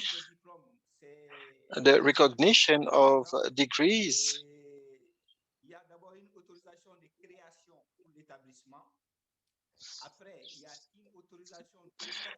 you have the authorization for the degree, or then you have, like in Senegal and Mali, you have the creation, which is at the Directorate of Higher Education. It's only the assessment that is given to the agency. So is it ANAC doing everything by itself? And the second question is, you spoke about the qualifications outside the CAMES and outside MLP in Senegal. Thank you. Thank you, Keita. Prof. Keita, who's the ANACSUP director, and we share a lot of experiences together. Like I said last time with Eduarda, we have this opportunity to collaborate between ACQF and ANACSUP in order to do some more work at Francophone level. So we believe in the coming months, we're going to work together, as we spoke already about. It will be the opportunity to do more. Thank you for the 2 questions. Let me start with the last one. Yes, at higher education, with the organization of the 3 levels of school curricula. So we believe that some qualifications that were present but not changed, we have since 2013 decided to, at Senegal level, for a number of young people who have levels of higher level. So we created the DZEP level, which is a professional degree equivalent to matric +2. So I did not talk about BTS, which is more or less your national diploma equivalent. So for us, these are our qualifications, which are basically metric +2, metric +3. So you have some universities with specific degrees, but these are not many compared to the majority of the Senegal qualifications. So what I described is basically the degrees or the qualifications that are under the LMD, master's, diploma, and doctorate. So we try our best to make sure that we credit and we guarantee visibility and transparency of some of the qualifications. So some institutions, they have degrees only after 8 years and nothing in between. So unfortunately, that's the reality. Now, the second part is the process from the creation up to recognition. So we have the authorization before all admin authorization for you to start. In Senegal, once you have your first year, you have to apply for accreditation. But this can only be done at the ministry after you are endorsed by the ANACSA. And then we have the field visit, and we also have the deliberation of the scientific council, as you know. So it's a whole process of assessment by the peers. Basically, this is what we do.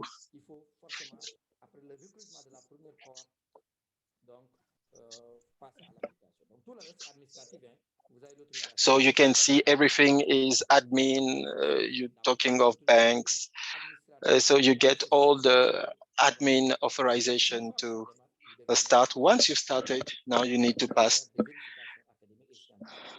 to a verification of a scientific assessment.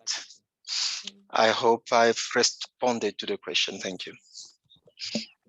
Thank you. I see we've got three questions that have come through. Nous avons trois questions qui seront posées. I'm just looking at, there's a question that has come on the comment. Mr. Al-Makhtar and Natalie, I'll come to you. There's a question je vais revenir vers vous. Il y a une question de... She says, what are you doing to overcome the challenges of connectivity? Qu'est-ce que vous faites pour surmonter donc les défis de connectivité et de numérisation? In the face of limited financial resources, Abdou? Abdou, par rapport aussi aux ressources limitées que vous avez. C'est une question qui a été posée, une partie de la question a été posée tout à l'heure par Eduarda sur comment faire, comment aller vers ces défis. I think Eduarda asked that question in the context of the difficulty in terms of resources. Remember, there is also COVID that showed across all the countries that connectivity and connection is something important for all the government.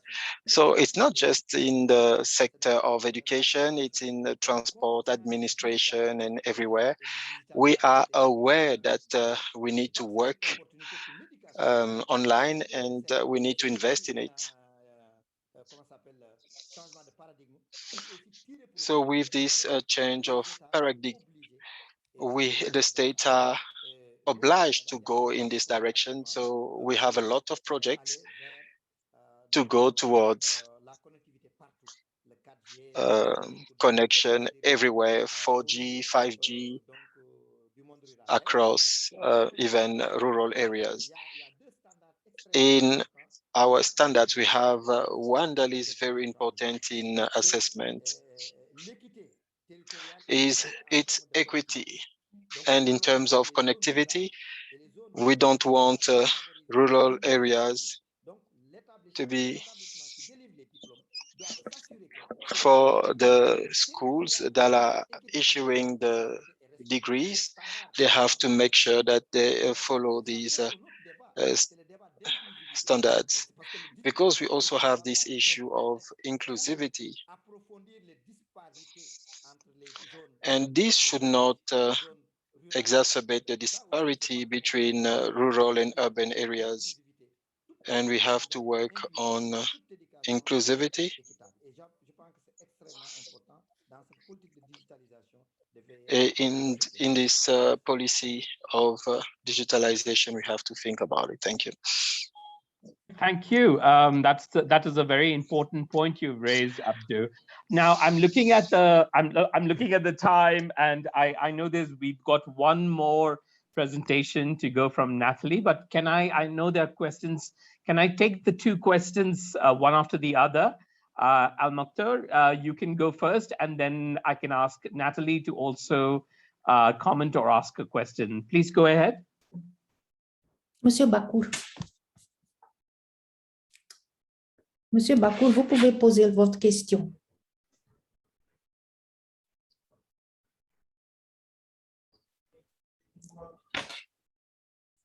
Monsieur Bakour, Monsieur Al-Mokhtar Bakour, oui, vous pouvez poser votre question. Merci, Maroc. Edouard. Mr. Bakour,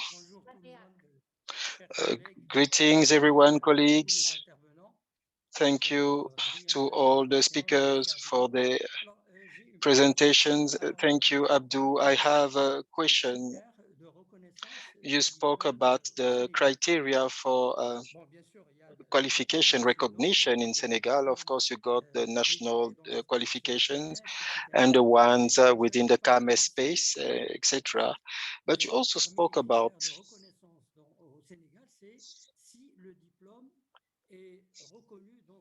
whether the qualification is recognized in its country of issuance. Now the question is it systemic or is it a case by case? The reason why I'm asking is because we have more or less the same, because we have, even though we have a slight difference in the country of origin, there could be a slight difference. So you have the UNESCO criteria, you have the example of Senegal, Morocco, where we have those with medical specialties. In our country, they have 4 years of training, so, but elsewhere it's 5 years. So when they come, because to us it's a slight difference, because 1 year difference is quite important. So the candidate has to have 1 more year where they go for training within a hospital to complete their training before they could ask for the equivalence of the degrees. So I'm not sure whether it's the same for you, because if you do it systematically, then there could be risk. Yeah.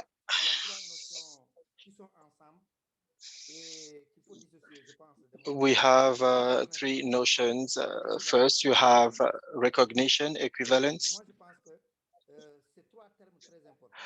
I believe these are 3 important terms, because if we do not know, we don't know if they are equivalent, whether we have to add or remove elements. Because if we recognize now that your certificate is being recognized in Morocco by the institution that is in charge of recognition. So we have, okay, we sign conventions between the 2 countries, so we can see what is similar and all that. But now when it comes to the equivalence, that's where you see the difference. First is the degree recognized. Do we have the same level of competency? Then we can ask to consider it as a fully recognized degree. or partially recognized, where the candidate has to add something else. So I think what you said is at the second level of equivalence. And for us, we need to also rank, because we need to compare.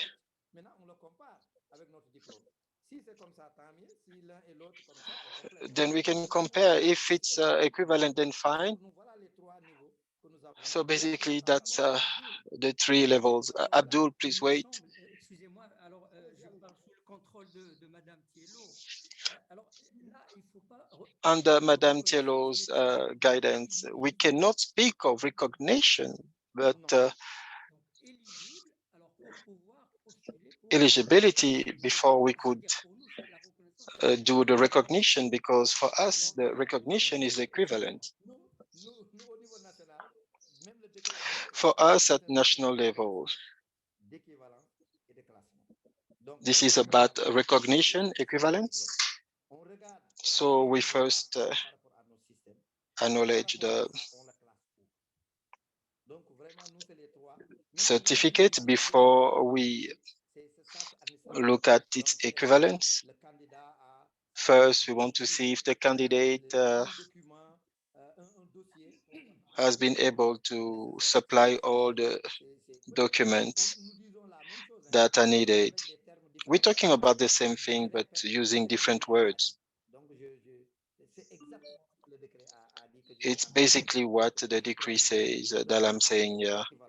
So recognition, equivalence, and ranking. So this is what we are trying to apply. Okay. Now, if it's recognized at national level, then we can look at our different systems.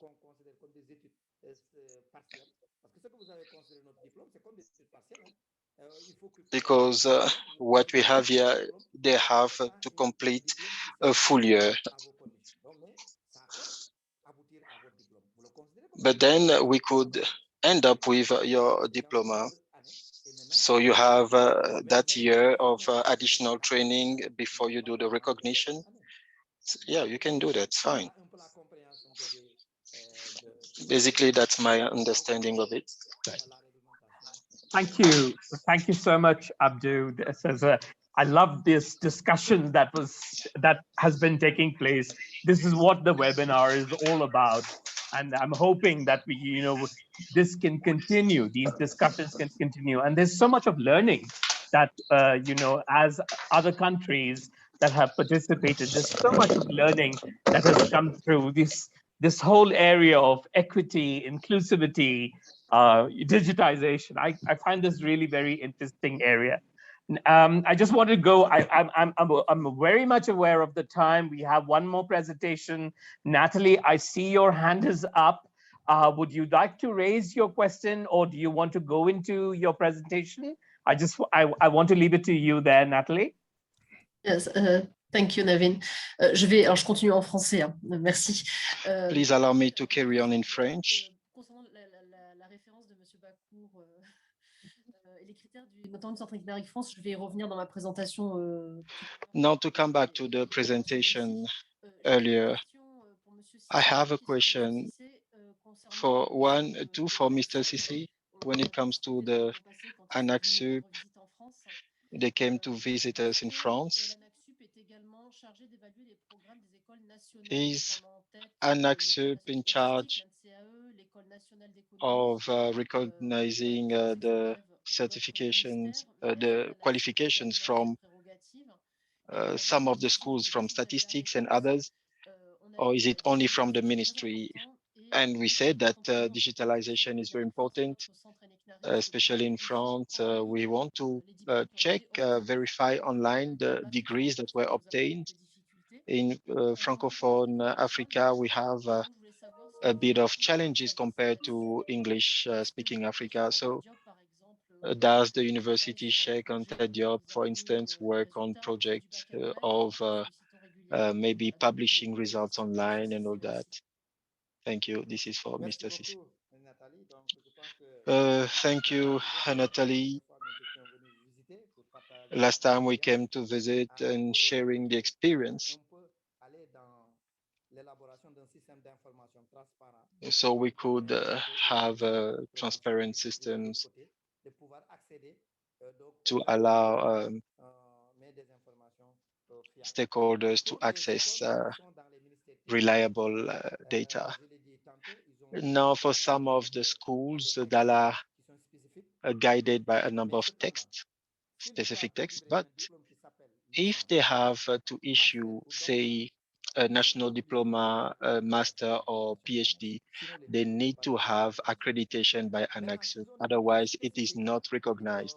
But now, if they have specific degrees that are specific to them, like the National School of Administration and the Police School, they have specific texts that are recognized at national level, but then these texts are just national texts. They are part of the NQF.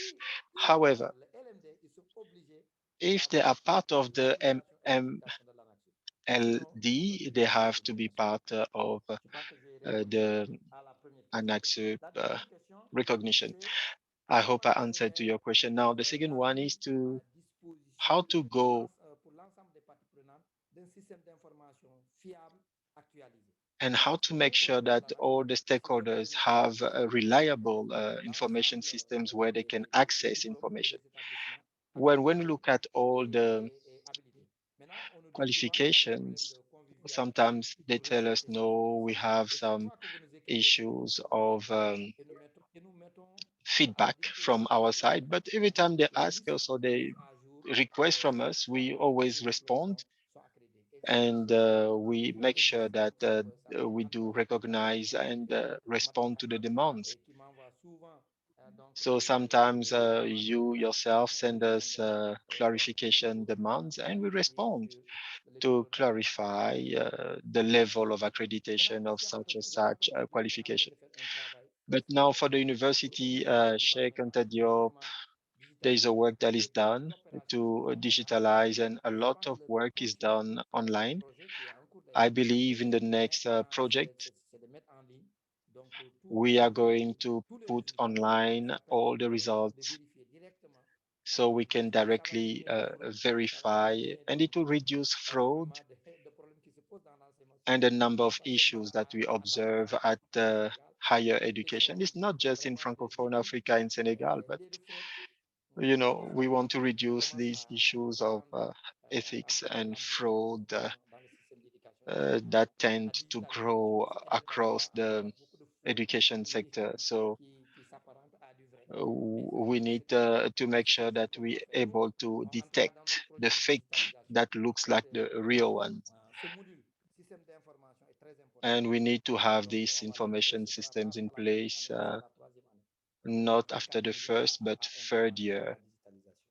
So we have a number of modules to implement for digitalization. Now at the university, Sheikh Anta Diop, it's not just that university, but every university are working on having a common information system that is coordinated at national level by a single agent. Thank you, Mr. Cissé. We appreciate it. Thank you. Thank you very much, Abdou. That was Abdou from Senegal. Thank you for all the questions that came through. That was a real learning, I must say. There's no way I can summarize all that. Edward, I'll leave that to you. It's a big learning for all of us here. Now over to Natalie from ENIC-NARIC, France. Natalie Tiello, she's the Deputy Director at the ENIC-NARIC. So Natalie, I give the floor to you. I realize I must apologize. We have gone out of time, but I think if you can bear with us, colleagues, I'd really appreciate. So Natalie, the platform is yours. Yes, thank you. I'm going. Je vais continuer en français. Enfin bon, je peux parler en anglais également. I'll carry on in English. I could have. I'll carry on in French, but I could have done it in English. But Ici. Ok, d'accord. Alors, juste 2 minutes. Voilà. Ok, donc là, c'est bon. C'est quelle Just a second. PowerPoint presentation, ma présentation PowerPoint? Yes? Ok. Can you see my PowerPoint Je vais presentation? essayer d'être un peu plus rapide en fait, hein, parce que I'll try and on go a un petit peu fast. de temps, mais c'est vraiment des échanges très We do intéressants. not have Donc, much en quelques time, mots, but on est this basé is au very du interesting. centre Enic France. So the Et activities on of vraiment focus sur Enic thématiques NARIC in extrêmement France. intéressantes, donc la digitalisation des So we procédures have this issue of numerization, digitalization, and the role of certification in recognizing.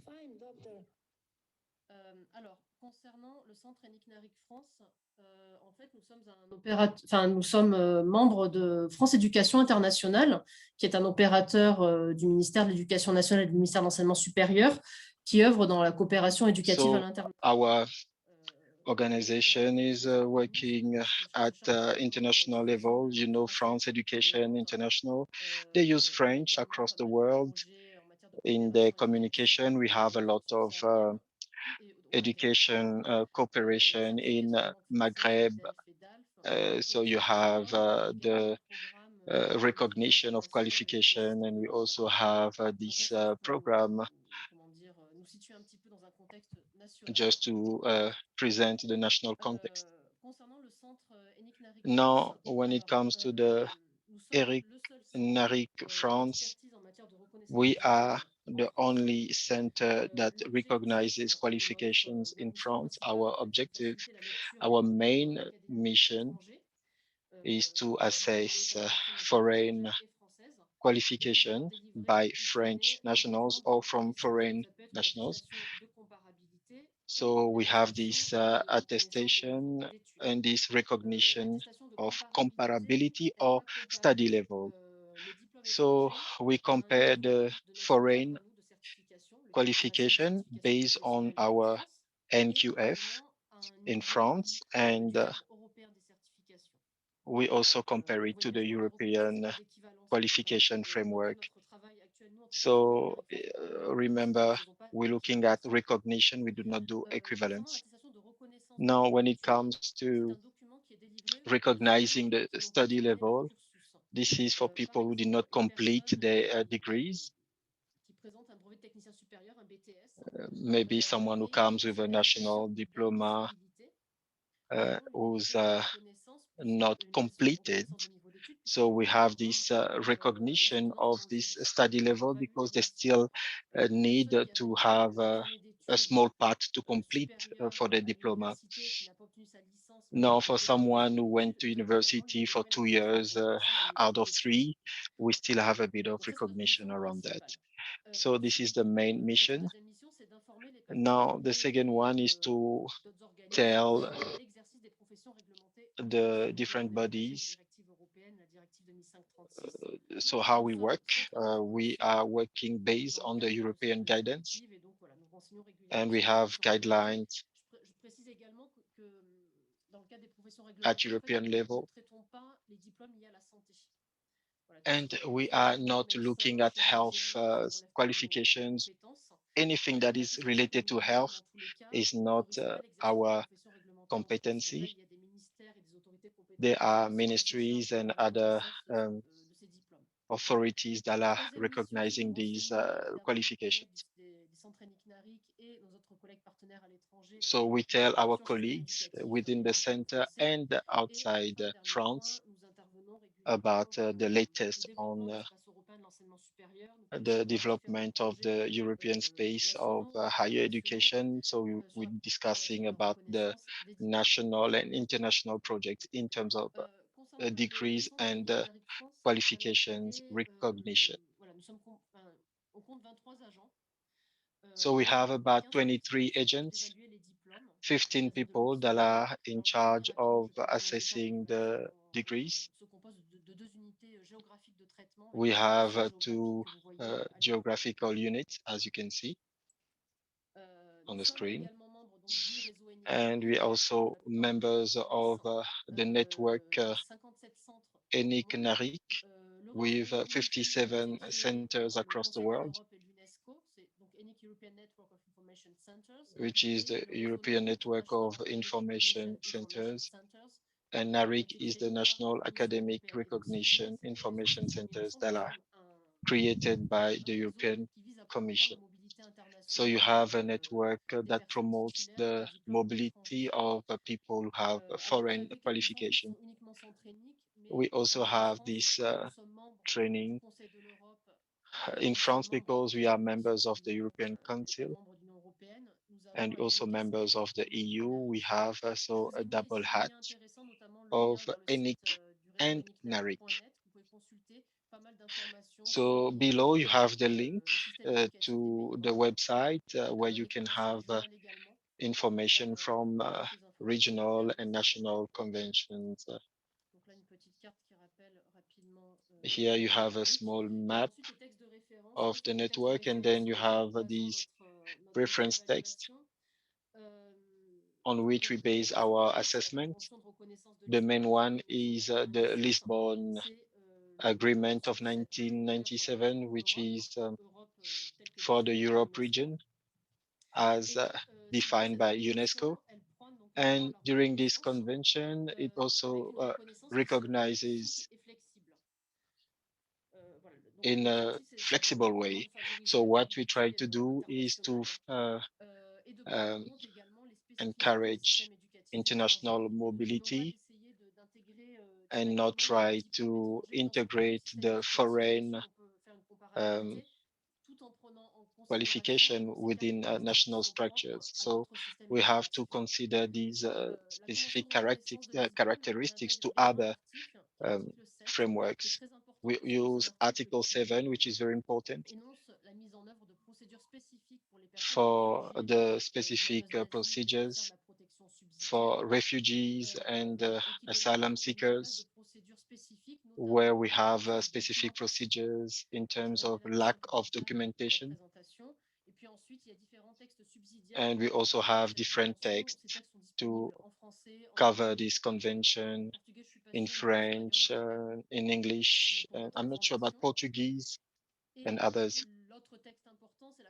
And the other key text is the World Convention on Qualifications that was adopted by UNESCO in November 2019, and it was ratified by France in July 2021.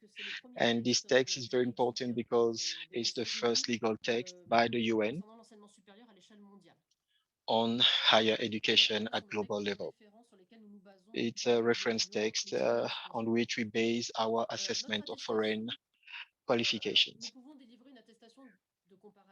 Now, in terms of attestation, we could also, what's important to know is in France, higher education institutions help us to issue a document to better understand how the pathways by the student or the learner, but it is not legally binding. Now, if we say the student is at level X and the institution doesn't want to recognize that, they cannot come and say, Enik Narik said I'm level X and you have to put me at level X. So it's important to note. We also have professional recognition.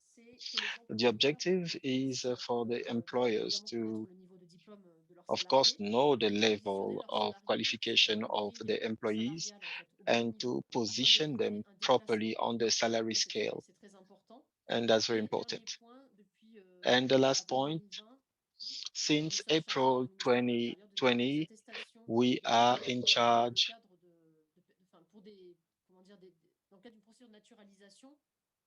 when it comes to a naturalization process, especially from countries, French-speaking countries. Those who require the French nationality, it allows people to be recognized as a French speaker. So the process itself we started in 2014 with the Phoenix application.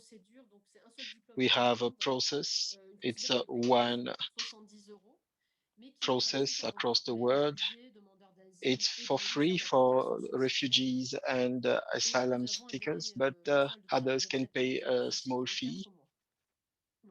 And we have 4 months at most to assess and to process the application. I already mentioned the type of documents that are issued. Here you have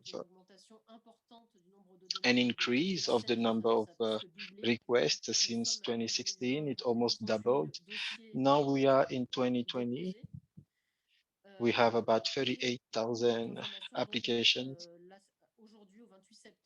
And today, 28 September, we are beyond 38,000 applications for 2021. So you can see there is no negative impact from COVID because we keep on seeing more and more requests. And we have an online process that allows us to work remotely and to keep on being efficient. And that allowed us to adapt to our context. Now, when it comes to the geographical areas, you can see more than 40% of the requests are coming from Maghreb and the Middle East, Africa. And you can see here, you got Algeria, Morocco, Tunisia, who are requesting a lot. We have 6 African countries in the top 10. You have Ivory Coast, Cameroon, and Senegal. So we've seen a huge increase of the demand from sub-Saharan Africa. Now, how's the process working? Our Phoenix platform since 2014, so it allowed us to accelerate our process. And now we're able to review the application for 2022 to see how we could adapt to the current situation and context.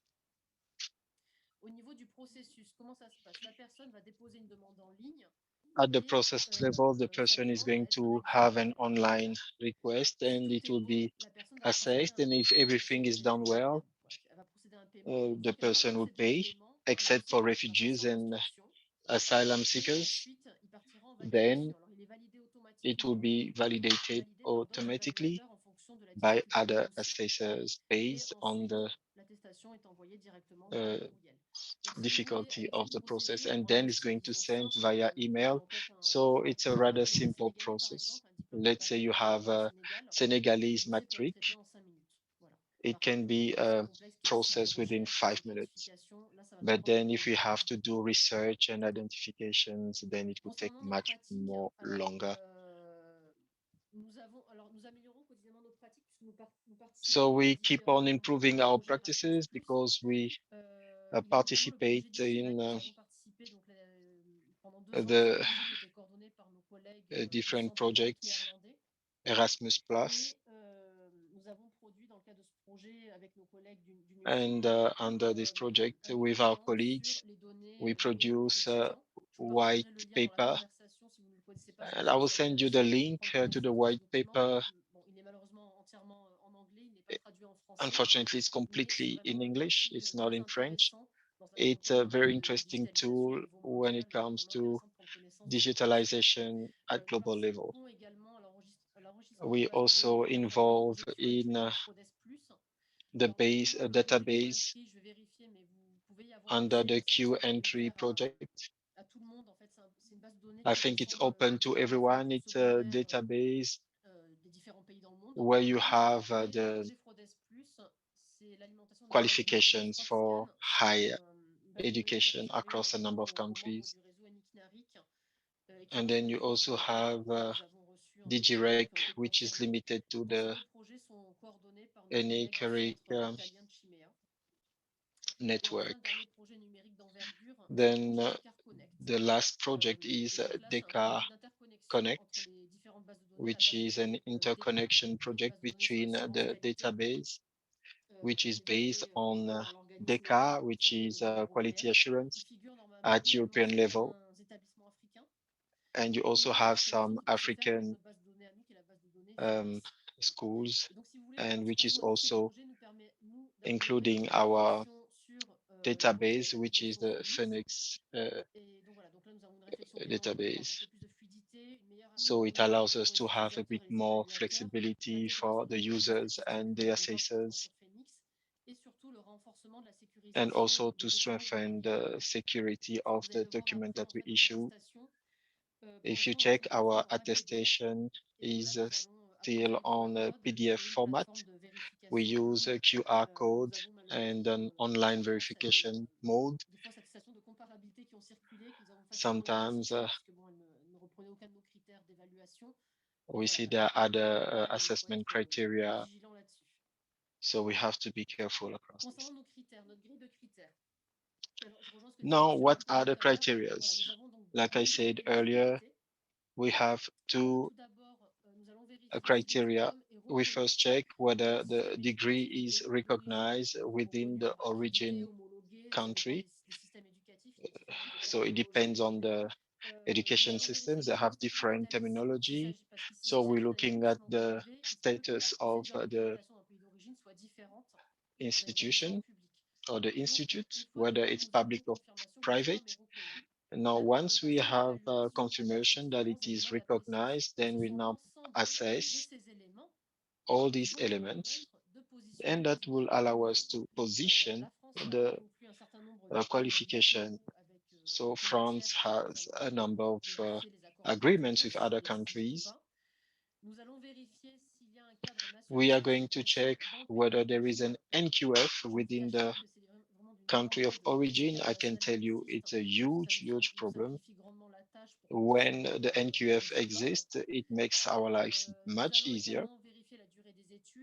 We check also the length of studies and the prerequisite for a study.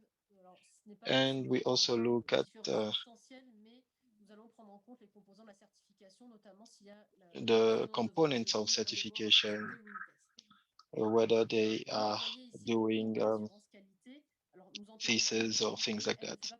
Intégrante, comment dire, du positionnement du diplôme, mais nous allons quand même vérifier s'il existe une évaluation indépendante et externe. So we check whether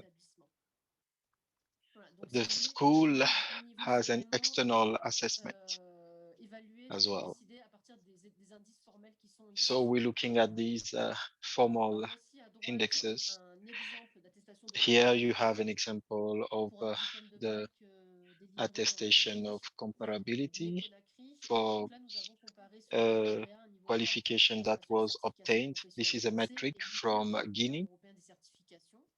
So the level is 4 in the French framework and 4 for the European framework as well.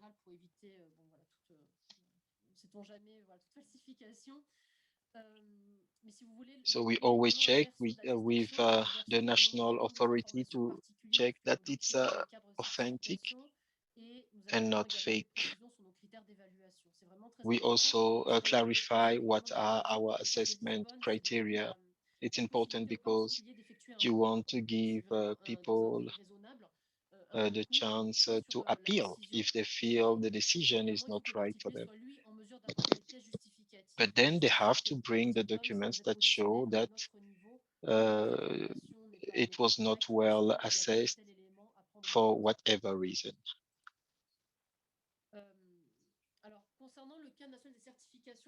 Now, when it comes to qui a été introduit en janvier 2019, the NQF for professional qualifications.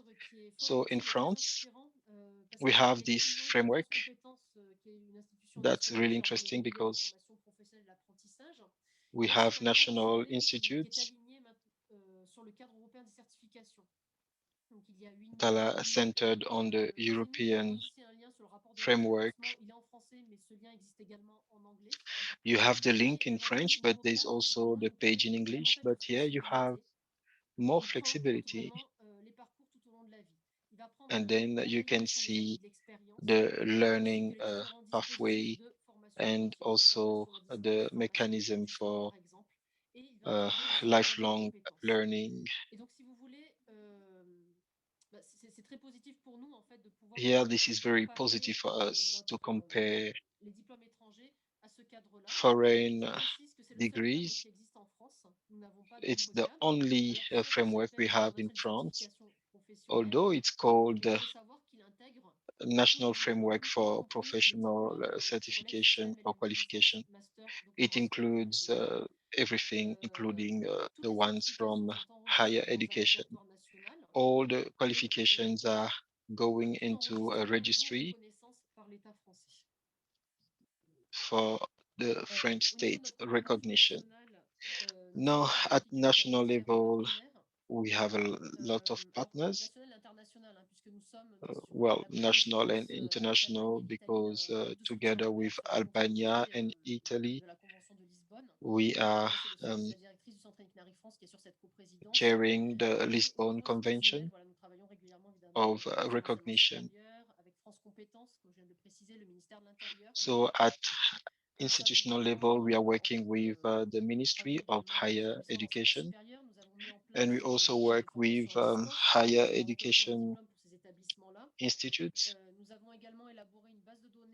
And we also have a database for these schools, and they can access information of qualifications that are recognized abroad.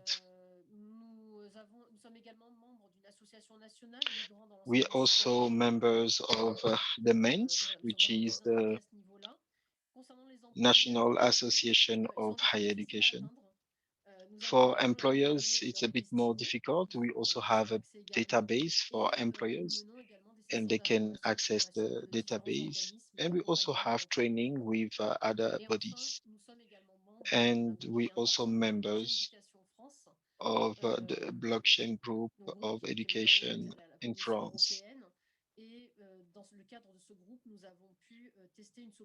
And we were able to find a blockchain solution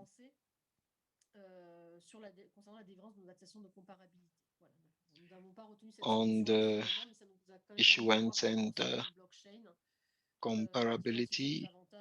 So we're looking at the blockchains, looking at the advantages and the disadvantages of this work we're doing.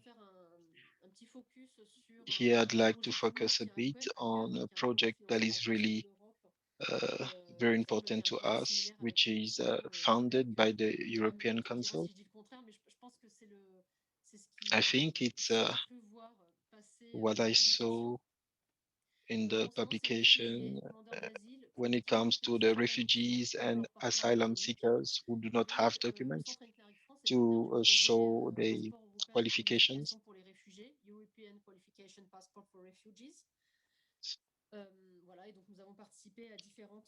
So we were involved in a number of webinars with the colleagues from Germany, the UK, Norway, and Greece, and we were able to issue a European passport to these people. So it's a very important project.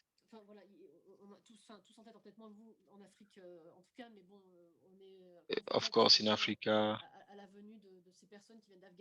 we are faced with people from Afghanistan and other countries. So under this project, we are able to support the refugees and asylum seekers. I hope I covered a bit quickly all our roles and mission.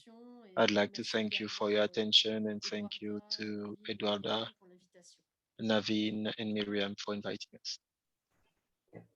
Thank you, Natalie. Thank you so much. That was Natalie Tiello, the Deputy Director at NIC France. So thank you so much. Lots of information. I realize there's so much of information in there, but I also want to say that I know, and I apologize again for we've gone much over time. I know there's a couple of questions coming up, and I'm just wondering if you don't mind, I'd like to try and see if we can actually bring this webinar to a closure. We can continue with a lot of networking and discussions, but to just bring this webinar to a closure. And as a facilitator, can I just request if Eduarda, you could say a few words on this, because it has been a varied piece of information. Sorry to put you on the spot here, but it has been such a varied information session. And I think it's such a learning for all of us from the different regions of the continent, but also covering Europe. So I really appreciate that. So Eduarda, just a few words before we can officially close. Thank you. Thank you very much. Thank you all participants and the brilliant speakers we had today. What I have noted, and I will say just a few key words.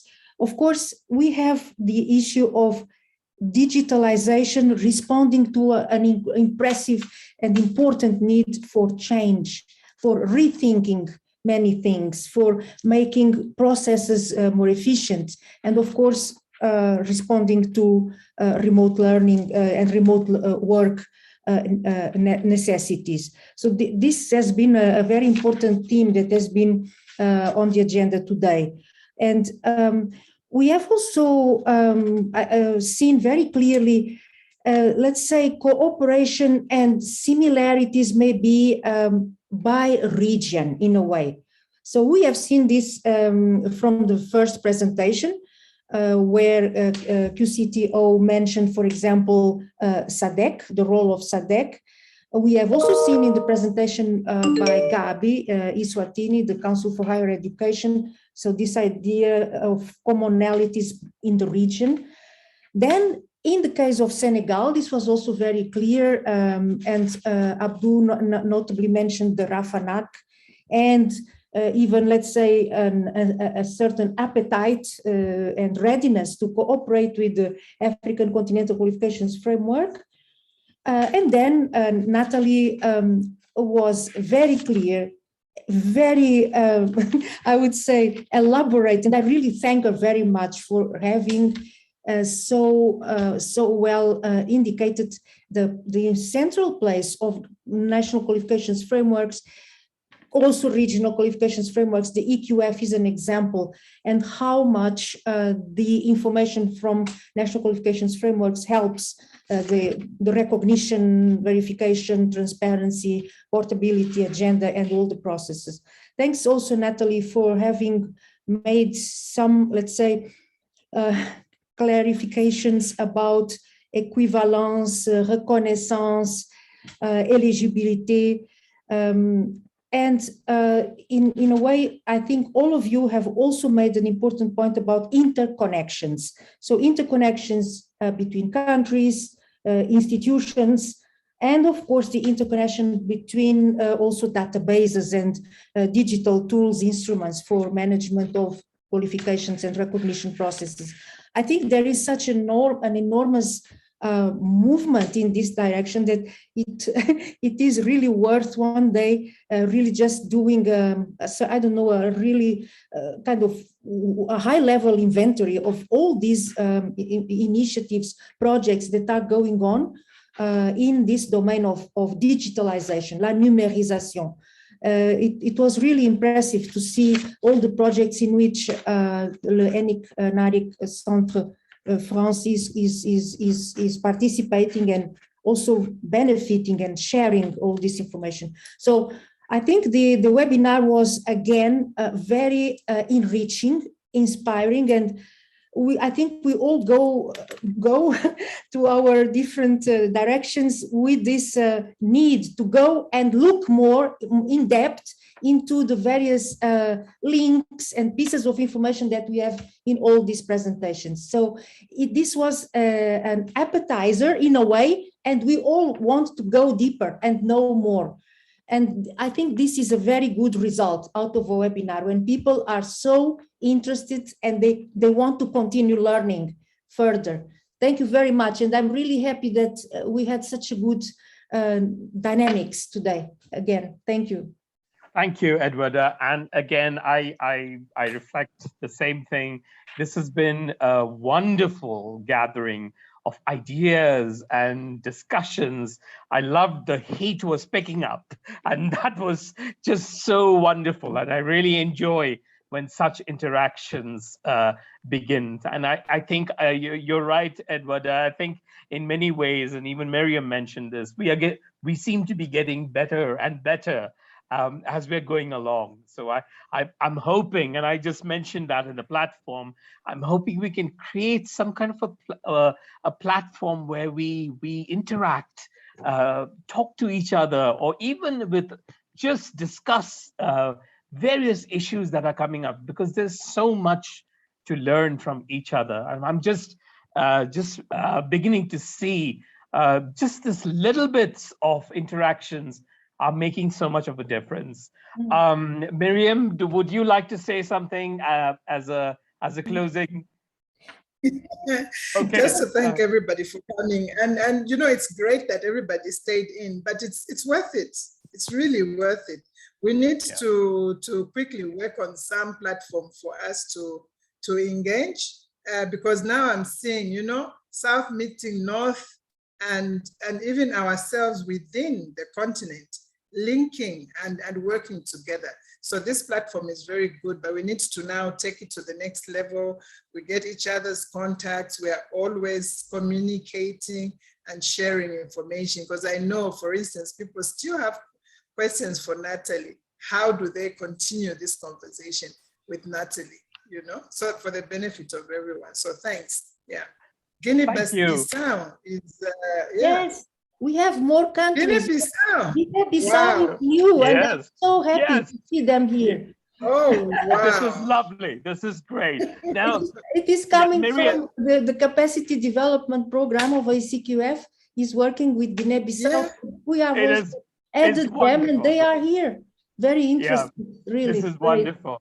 Now, Miriam, what do you do? You ask everybody to put their cameras. I'll leave that to you. You're excellent at that.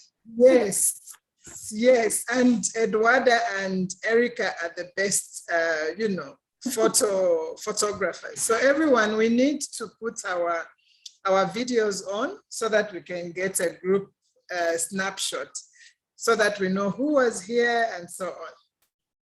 Okay, is everyone ready? Yes. I'm seeing Keita there, Bakar. Tsitsi, I'm not seeing you. Glapo. I think let's all put, and Eduarda, over to you, and Erica, you do the great job. Nathalie, merci, c'était excellent. Je ne sais pas comment vous faites tout ça avec très peu de personnes. Thank you, Nathalie. This was excellent. I'm not sure how you do all this alone. Excellent, true. Same here. We have Angola, Cape Verde also with us, Mozambique. Oh, I'm very happy. Mozambique was here. So we need a Portuguese presentation. They are numerous. The Portuguese-speaking countries are numerous, I can tell. True, excellent. Cape Verde. Yes. Cape Verde, make it. Merci, Abdou. Thank you, Abdou.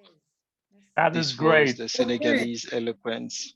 I was just thinking that one day we should do something like this and put our music from the various countries and regions. Now that would be great. That would have been. I would love that. So, Eduarda, Eduarda or Erica, are we all done with the screenshots? Yeah, yes. Okay, Thank you very much, colleagues. Paula. Have a good day, and we Thank will you be very in much. contact. Bye-bye.